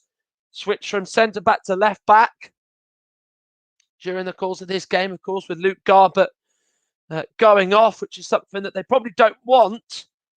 Blackpool, given how crucial a player he is. Dougal just sort of sits on the ball. That's obstruction by the Australian. Elliot Lee was making life difficult for the Australian, who, of course, played his football in Holland a few years ago. Well, Lee doesn't actually do a lot wrong there, and Dougal looks for the free kick, just waits for the referee to blow Bobby Madley, but Bobby Madley says no, and he's actually penalised Dougal for sitting on the ball, as Oxford have got a free kick here with Henry to take. It looks a real good position for him to really whip it in, get it on the penalty spot. Not a bad delivery. It was attacked by Thornley. He missed it. It bounced off an Oxford chest. I think it was Elliot Moore in there, the skipper, but he was unable to really get anything on. Instead, sort of just turned his shoulder into it, and it just ran on through to goalie Chris Maxwell. 63 played. Oxford 0, Blackpool 2, and a game listened to on the commentary hub. Of course, we had a name change a few days ago. We do hope you like it. It was, of course, Football Commentary Live. If you are new to this service, or if you, of course, are regular listeners, you already know about the change. You can follow us on Twitter. Go to @CommentaryLive1. That has remained the same. Or, of course, go to our Facebook page. You go to facebook.com/commentary hub. Sliding challenge by Thornley. Sees the ball bounce off Henry, but it's a disappointing ball in.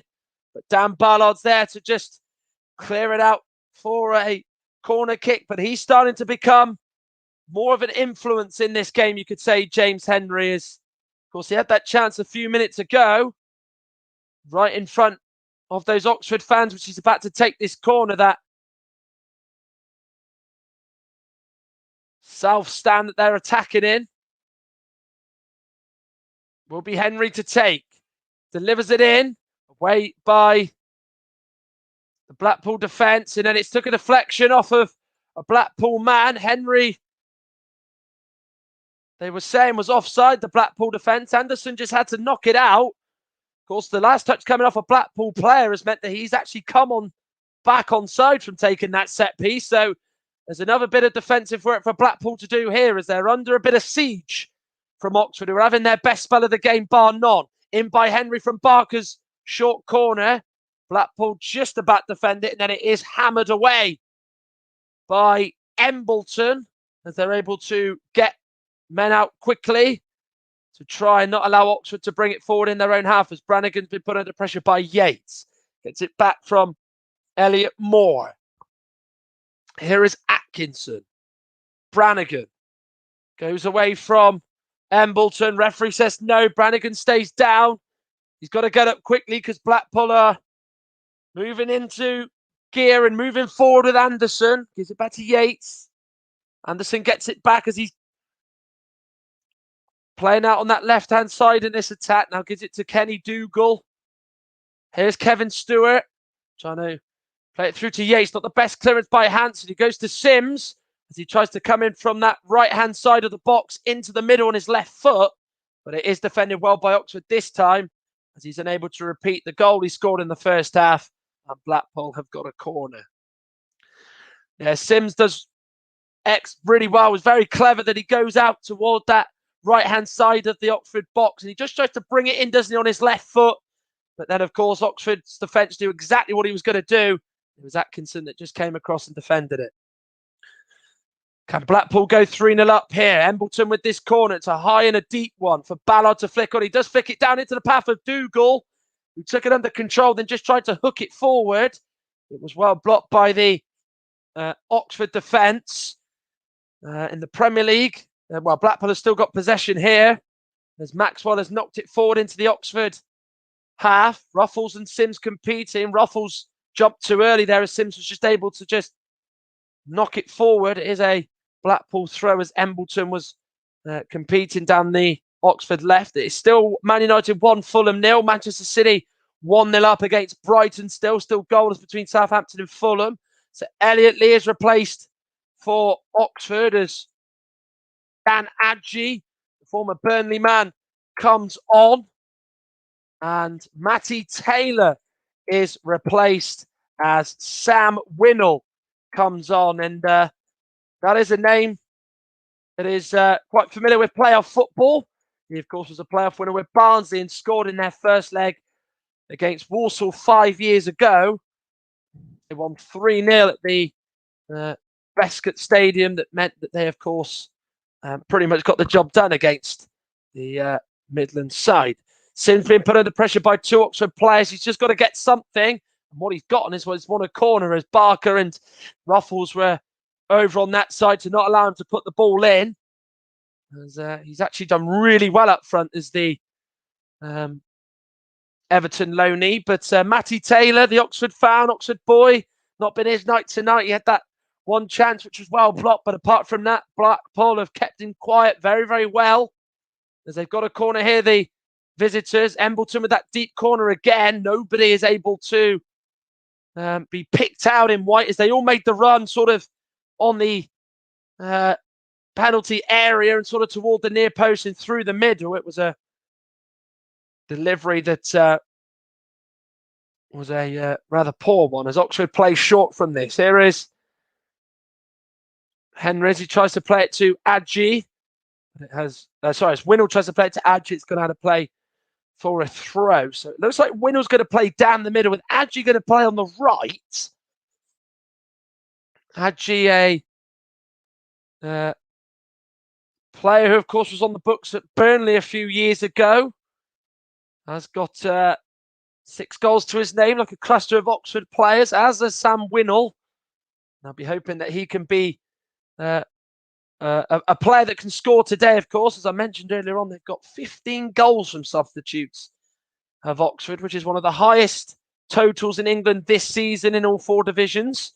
It was a good challenge by Moore as he gets there ahead of Jerry Yates, and then the ball cannons off a Blackpool player. The man who it does is Kenny Dougal, and Oxford have got a throw. Final 20 minutes at the Kassam Stadium in the first leg of this playoff semi-final. The second semi-final to come tomorrow. Nicholas James on the mic for you as kickoff is at 6 o'clock as he brings you that one from St Hill Bank. But the first one is going the way of Blackpool as they're taking the win at the moment back to Bloomfield Road in the northwest as they lead by 2-0 at the Kassam with Ollie Turton and Ellis Sims.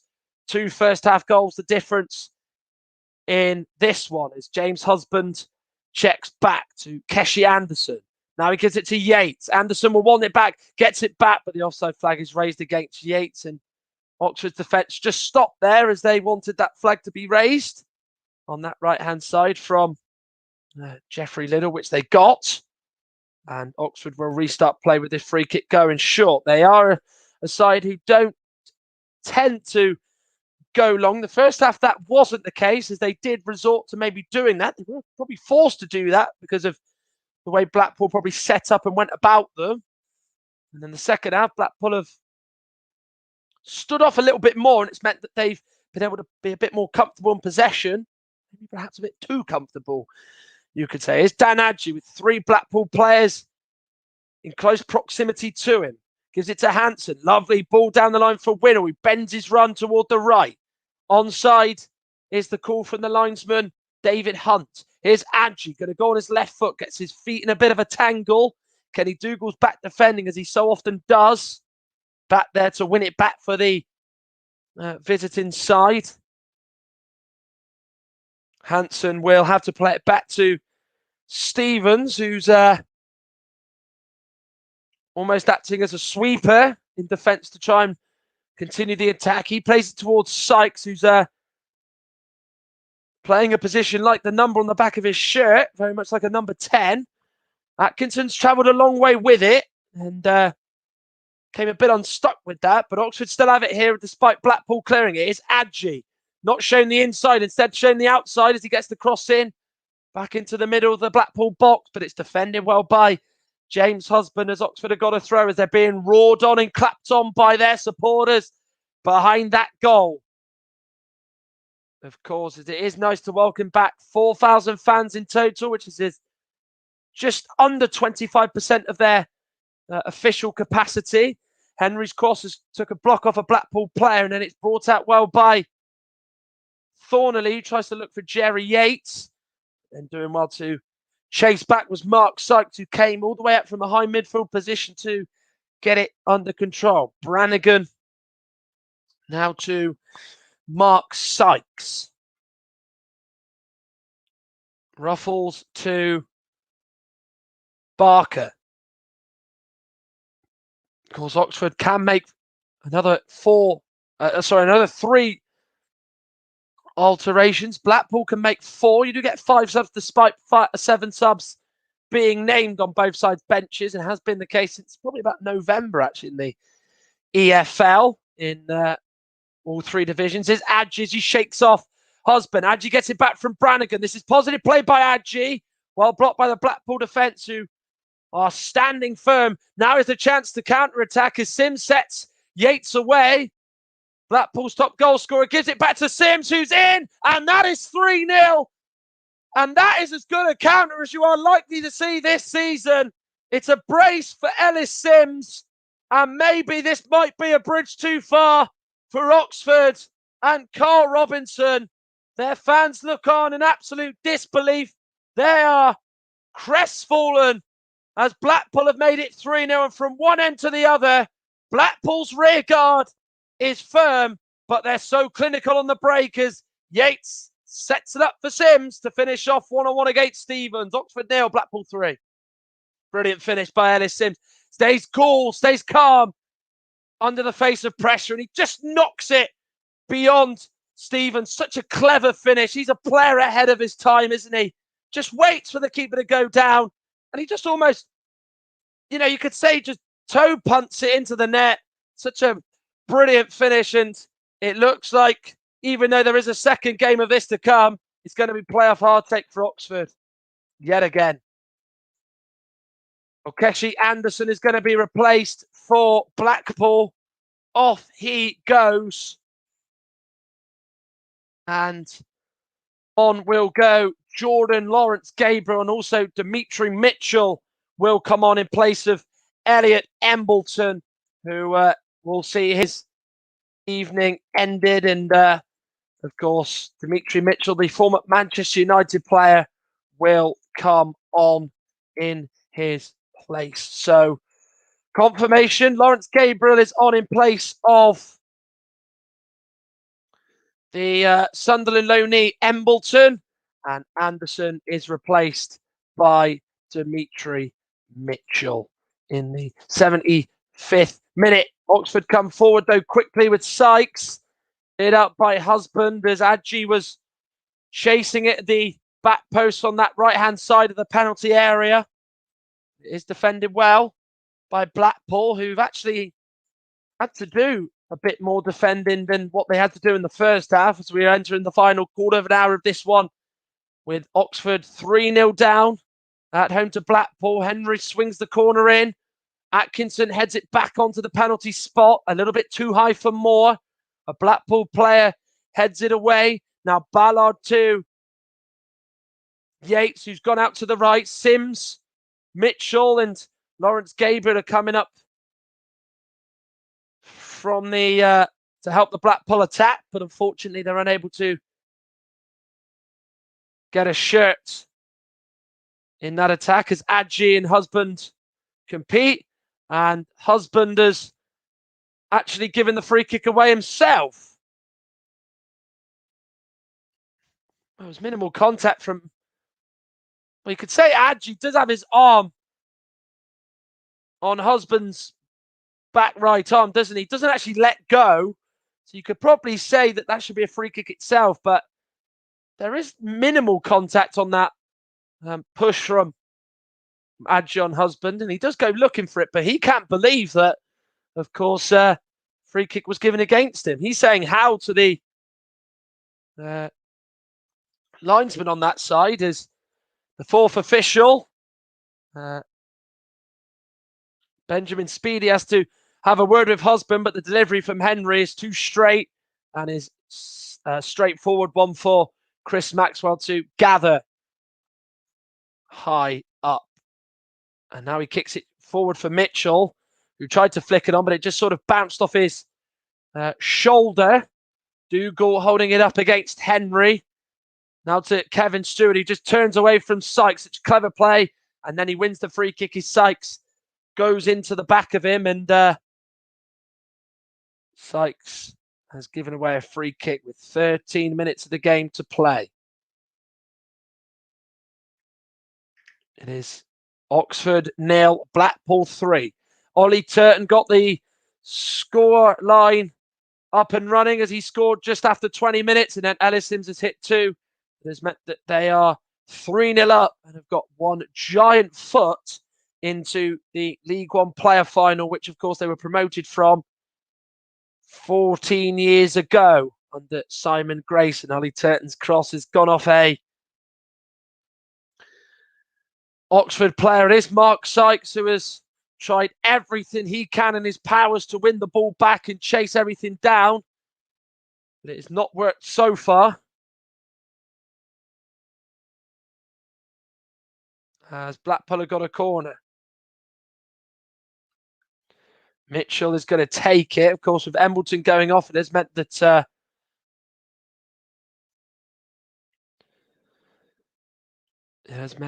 the corner responsibility is now gone with Dimitri Mitchell, who will flight this corner in. In it goes as it went to Turton. It found him. The first touch was one that saw him well away from the goal as he made the run to the near post, but he's tried to look for a foul, but it's not been given as an offside flag is raised against Kevin Stewart. As Oxford make more movement from the bench, as number 14, Anthony Ford, is going to come on. And also, there will be another change as Olamide Shadipo is going to come on in place of Brandon Barker. So Hanson off and Ford on for him, and Shadipo on and Barker off. So Ford will slot in at right back. He is a winger usually, but he can play at right back. And Shadipo, a man who's had a very successful loan from Queen's Park Rangers, will fill that position left, courtesy of Brandon Barker going off. But Ruffles has done well as he keeps the attack alive, tries to get the cross in, but Blackpool once again cut the cross out. It was Dan Ballard who did so, and it is a corner for Oxford down this right-hand side. They're entering the final 10 minutes at the Kassam Stadium, and it is a night to remember so far for Blackpool as they're preserving a clean sheet once again. In goes the corner. A poor delivery by Henry has been the theme of the night for him, unfortunately. Chris Maxwell with an easy take again. He was unopposed, untested, and Oxford really just didn't make life hard for him in there. As Maxwell takes the kick, looking for Lawrence Gabriel, the Forest loanee, and it's gone out of play for a throw-in. Well, there's been goals in the Premier League.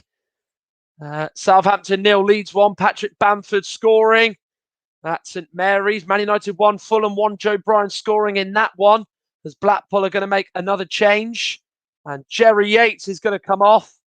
He's not going to add to what's been an impressive tally for him this season. Of course, both strikers, I said, would be the danger. Are going to be not playing the full 90 minutes. But on comes Gary Medine, a man who's won promotions with both Sheffield clubs. And now is looking to win another one with Blackpool. And Jerry Yates off as Medine comes on with 9 minutes spare. And unfortunately to say, we won't be bringing you the game between Newport and Forest Green due to unforeseen circumstances. Of course, Russ Vernon was due to do that game, but of course it ultimately has meant that he is unable to do so now. As Ruffles slides in on Lawrence Gabriel, and it's gone off the Blackpool defender, and the last touch is off him as Oxford have got a goal kick, which is taken short. Atkinson to Elliot Moore. Stevens with the kick into Blackpool's half. Ruffles competing, misses it. Here's Shadipo. Looking to maybe see if he can just do something to just make the lead less handsome for Oxford and to take something to Bloomfield Road with. In there goes the cross. Looking for Adji. Really good header again by James Husband, who's had a fine game at the back. And Adji made the run again. But unfortunately, he's caught the Blackpool defence on a very good day. Unfortunately for himself. Corner once more to Oxford. Can Henry put a ball in? Sorry, it's going to be Anthony Ford who's delivering it from the right. Gets the cross in. Atkinson was climbing with Sims. Ruffles flicks it on. Blackpool get it away. Now it's with Dimitri Mitchell. Just plays it to Sims. Now Mitchell makes that run. He's got a lot of pace, but Mark Sykes with a good sliding challenge to just knock it out for a throw into his right. Yeah, he set Dimitri Mitchell away. He loves that foot race, doesn't he? And of course, had Mark Sykes not been there, he would have took that ball forward, wouldn't he? And certainly wanted to carve out a chance or two. Ollie Turton will now take the throw in. It looks like it's going to be 5 clean sheets on the spin for Blackpool. And of course, continue their impressive run. It was 360 minutes going into this playoff game. Plus, here is Stewart.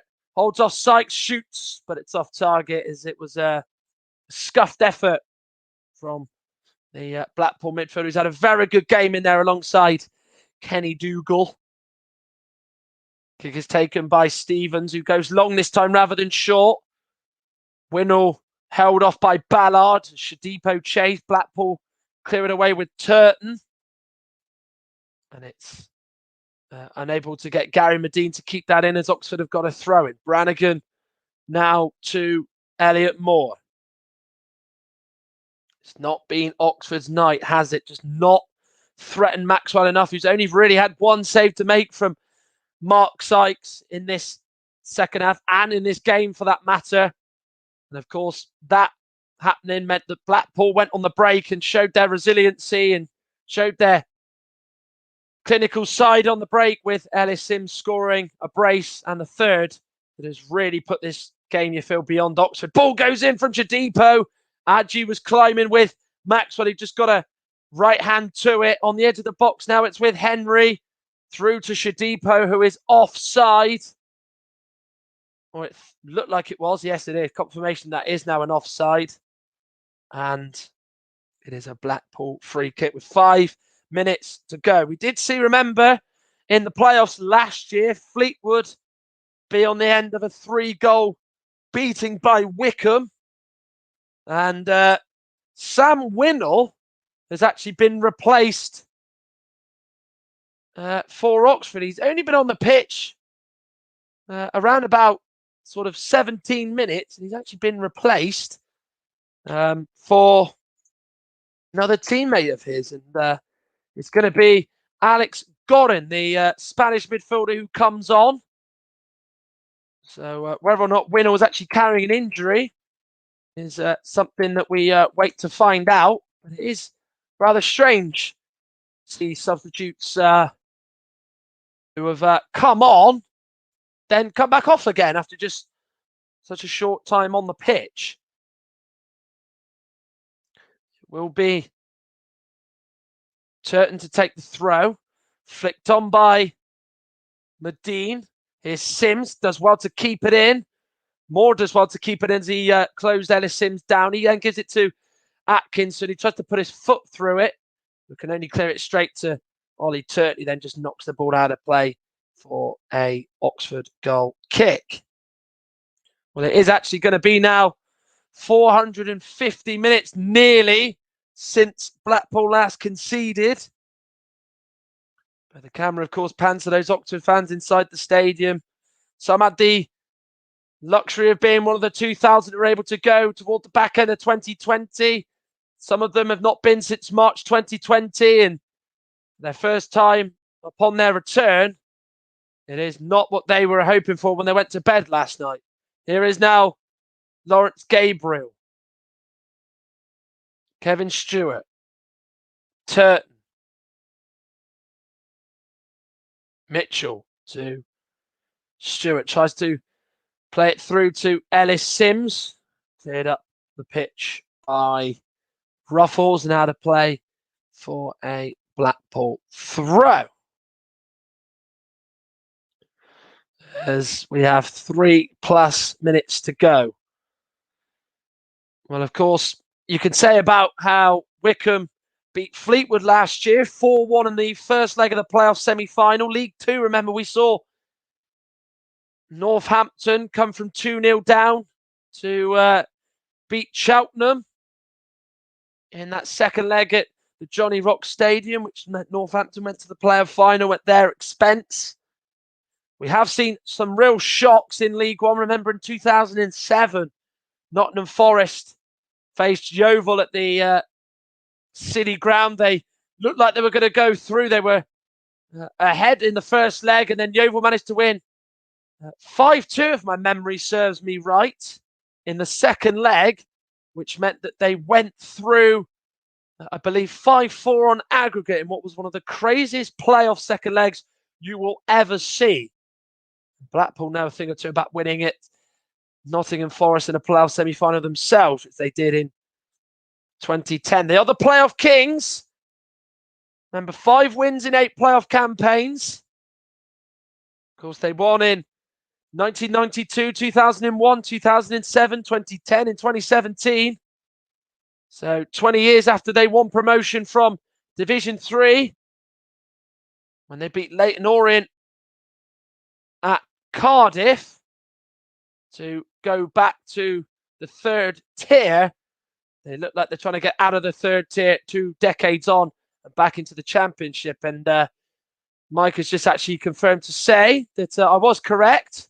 That, of course, Yeovil did come back to win 5-2 after they found themselves 2-0 down from the first leg. And, of course, they did go a goal behind in the second leg, and then were able to record one of the biggest comebacks and shock results that the playoffs has ever seen in the 34 years now that has been going on in English football. Not the best ball by Sykes through toward his teammate up the pitch. As Blackpool have stood firm, they've scored the big chances that are presented to them. 9 times out of 10, of course, Jerry Yates had that big one which he missed, which he knows he should have scored. Mitchell with the ball in.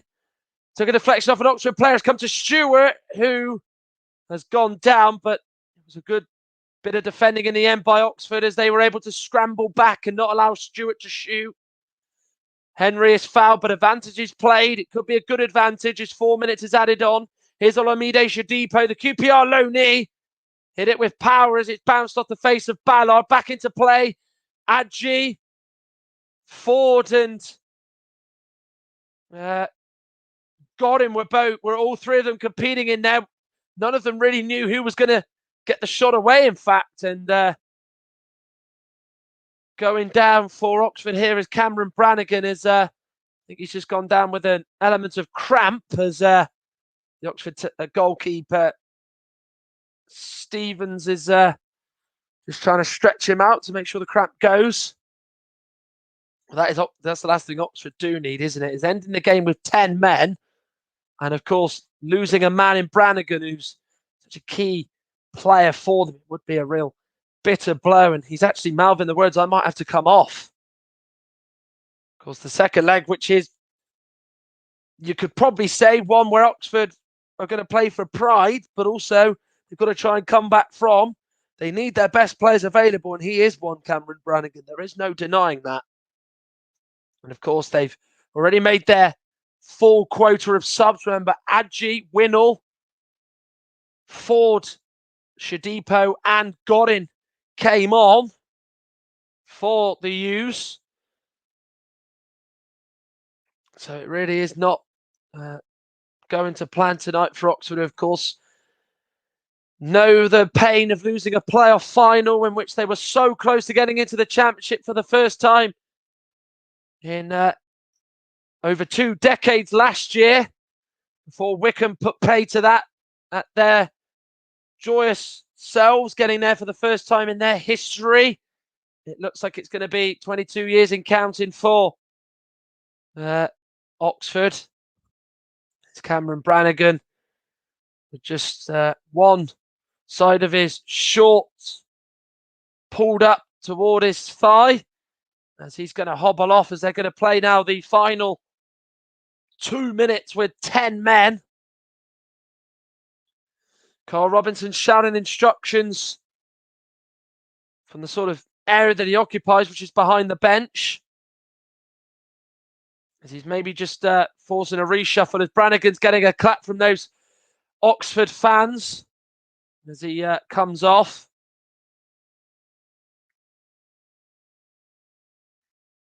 So ball forward from Husband is going to go out of play, is it? Sims will try and put his body up. Elliot Moore does well to let it drift beyond him, and Sims for that fact. We think we've got 60 seconds left, but due to Brannigan going off and needing cramp, it has probably meant that the game is just going to stretch on for a little bit longer and be extended. Half-time in the game of the Amex, Brighton 0, Manchester City 1. And Ilkay Gundogan scored in that. João Cancelo was sent off for the Premier League champions. Ford will take the throw into Henry. Dougal in there again. What a good game he's had. It has gone out of play. Well, it is that time of the broadcast to announce the man of the match. There are so many contenders. You could give it to Blackpool, but I think you really do have to give it to Ellis Sims. He's had a very, very good game. 2 goals for him tonight. Let's put him into double figures for the season. The Everton loanee. And he is somebody that does look like he's got a bright future in this game. Lovely chip ball by Mitchell. Medina's onside. He's just going to take it into the corner. Well, it looked like anyways. Nutmegged Atkinson is Mitchell. Good challenge by Atkinson there in the box. Had to get that right. Cleared up the pitch by Elliot Moore. Adji's up there cutting an isolated figure. and then just pumped back into the Oxford box by Dan Ballard, who has just knocked it out for a throw-in. 2 now. Stevens. Forward it goes. Husband underneath it. Nodded on by Godin, and out of play for a Blackpool throw it is. Well, they have got a miracle on their hands in this second leg of Oxford. They know they're going to have to do something seriously special against the Blackpool side, who, as we know, are so tough to break down and to score against. And of course, it looks like they're going to lose one of their key players as well in Brannigan and maybe Winnell as well. 2 first teamers going off. But of course, we hope that the second leg of this one will be quite a close one as it was. As it wasn't, sorry, in the first half. And the first leg of this game, Dougal to Medine. There's a bit of a tussle going on in the middle there as Ford knocks it to Stevens. And there is the final whistle. Well, Blackpool have made light work of this first leg against Oxford as they've cruised to a 3-0 win. Neil Critchley's side have produced a superb performance to set the tie up right in their favour and shut the Oxford faithful up, who, of course, some of them were returning for the very first time in 14 months. Ellis Sims with 2 as he steals the headlines. And, of course, before he got 2, it was Ollie Turton who scored to get the game up and running. But Neil Critchley's side, who came into this on the back of 4 clean sheets, have made it now 5 in a row for themselves, as they are so close to another Wembley final, just as they were back in 2007 in League One, as it was back then. Of course, in 2010 and in 2017, they're 5-time winners of these playoffs. They look like they're going to be dreaming for a second win in 9 attempts. Full time in the first leg. Oxford 0, Blackpool 3. Thanks, Matt. That was fantastic coverage, as always, I should say, of what has turned out to be a dominant performance there from Blackpool. Ellis Sims, in particular, sort of shone and stood out there. Of course, given man of the match as well, I can't argue with that personally. I thought he was fantastic today. As you rightly said earlier, just a moment ago, it's all to do now for Oxford in terms of whether they're going to play for pride or, what they're going to do in terms of this second leg, of course, going away from home as well. And they've got to do it possibly without 1, possibly without 2 of their star men.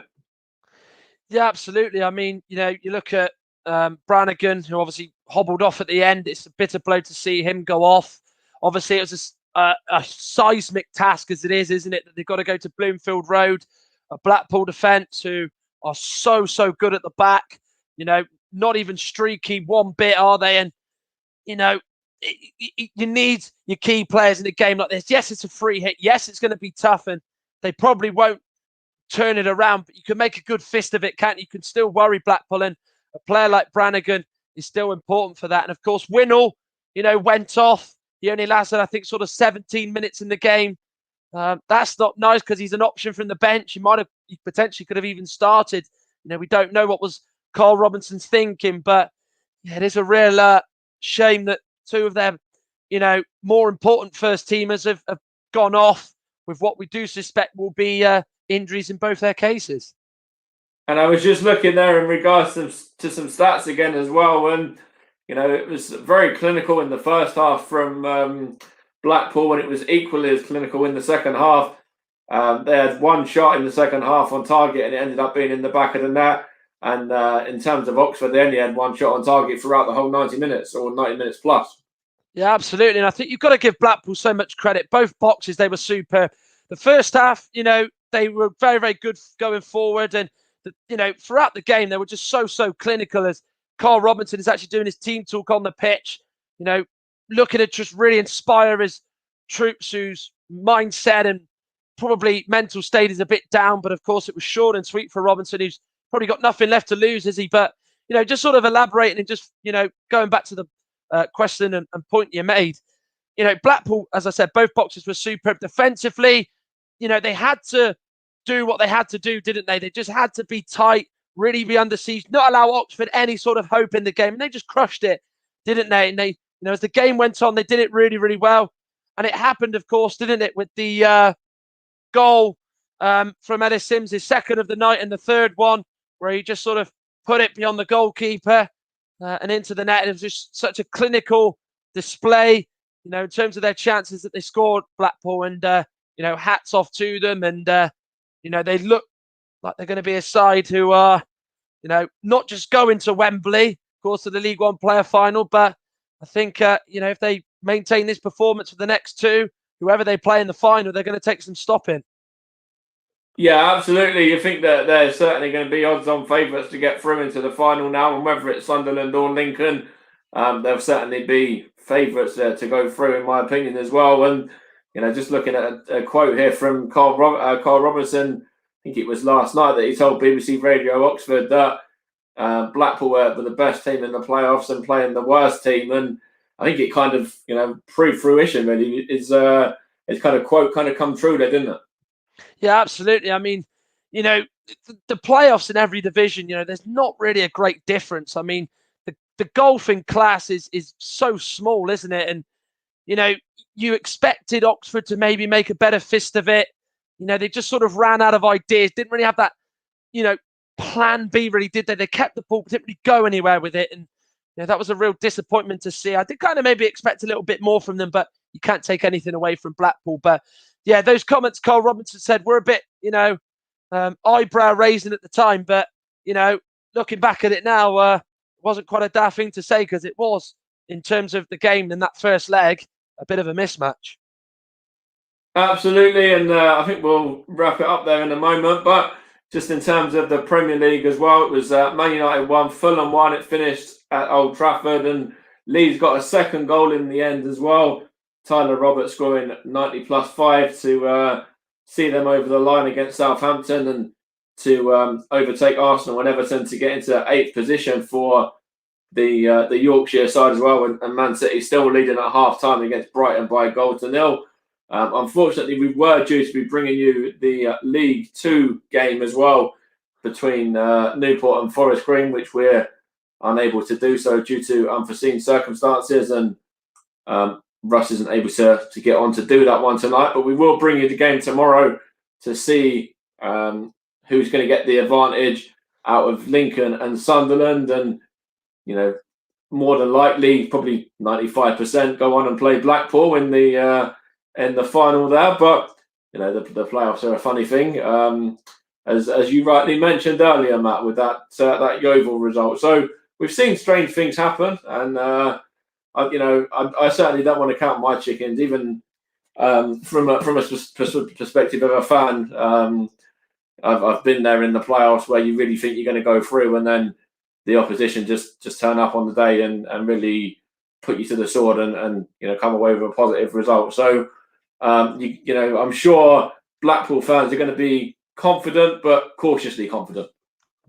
Yeah, I think you're always going to worry that a comeback could happen. There is going to be some sort of cautious optimism, isn't there? They know that pretty much the job is done. It's just that they've just got to make sure that they just see it through. Just don't make any mistakes and just do as a professional job as you can.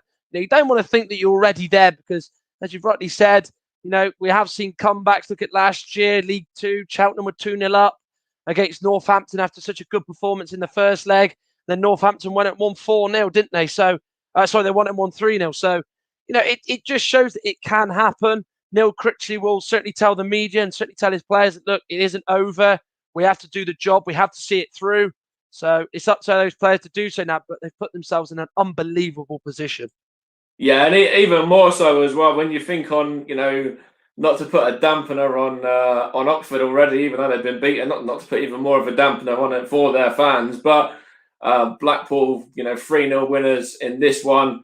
Oxford have to do what they haven't in 3 games. They have to score 3 goals, and that it's kind of it's going to be all to do ready for Oxford. And yeah, it'd just be interesting to see if they're able to do that. But I certainly want to see them come out strong and really take the game to Blackpool and just go for it. Because as you said before, they've got absolutely nothing to lose now.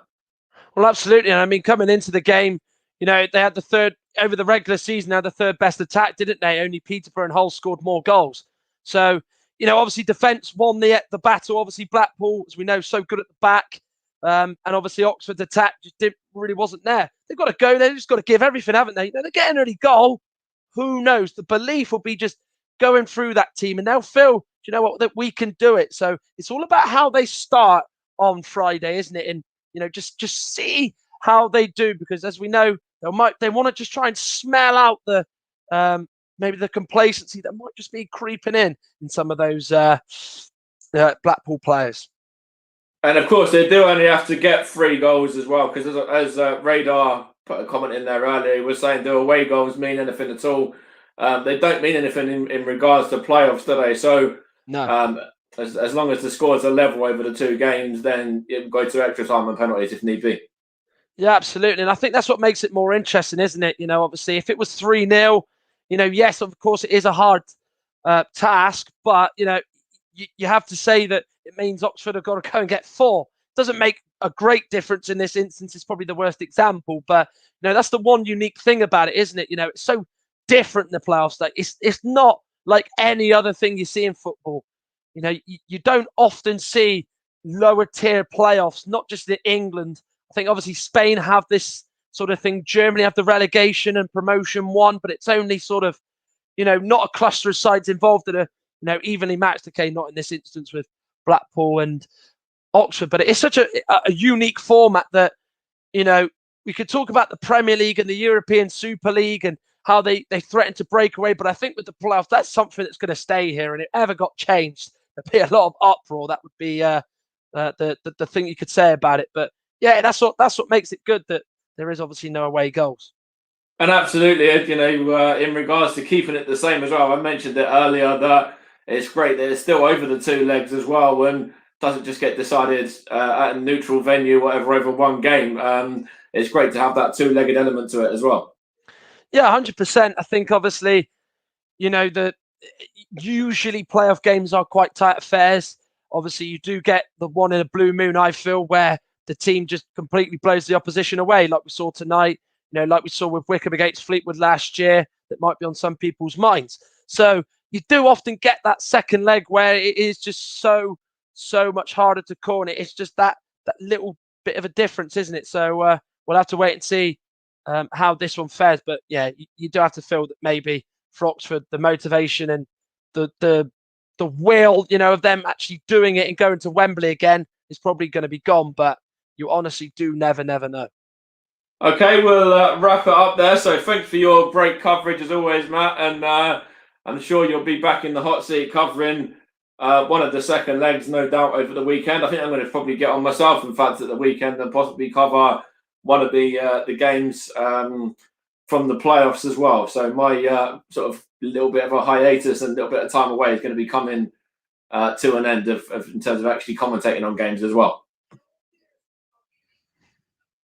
So okay, we'll leave it there, and just quickly want to just have a little look in regards to the Premier League to see if there's any update in regards to Brighton and Man City. I do believe it was still 1-0, which it is indeed. So thanks for listening, everyone, and we'll be back tomorrow night with Nicholas Jones on the mic for the second League One playoff between Lincoln and Sunderland. So from this one, it's finished Oxford 0, Blackpool 3. The Tangerines go marching on to the second leg in good stead, and let's see what they can do in regards to their game on Friday night, and see whether Oxford can do something that they haven't done this season and score not just once or twice, but 3 times against Blackpool, and see whether they're able to at least take it into extra time. But finish Oxford 0, Blackpool 3, and we'll be back tomorrow night with Nicholas Jones to see what happens in the second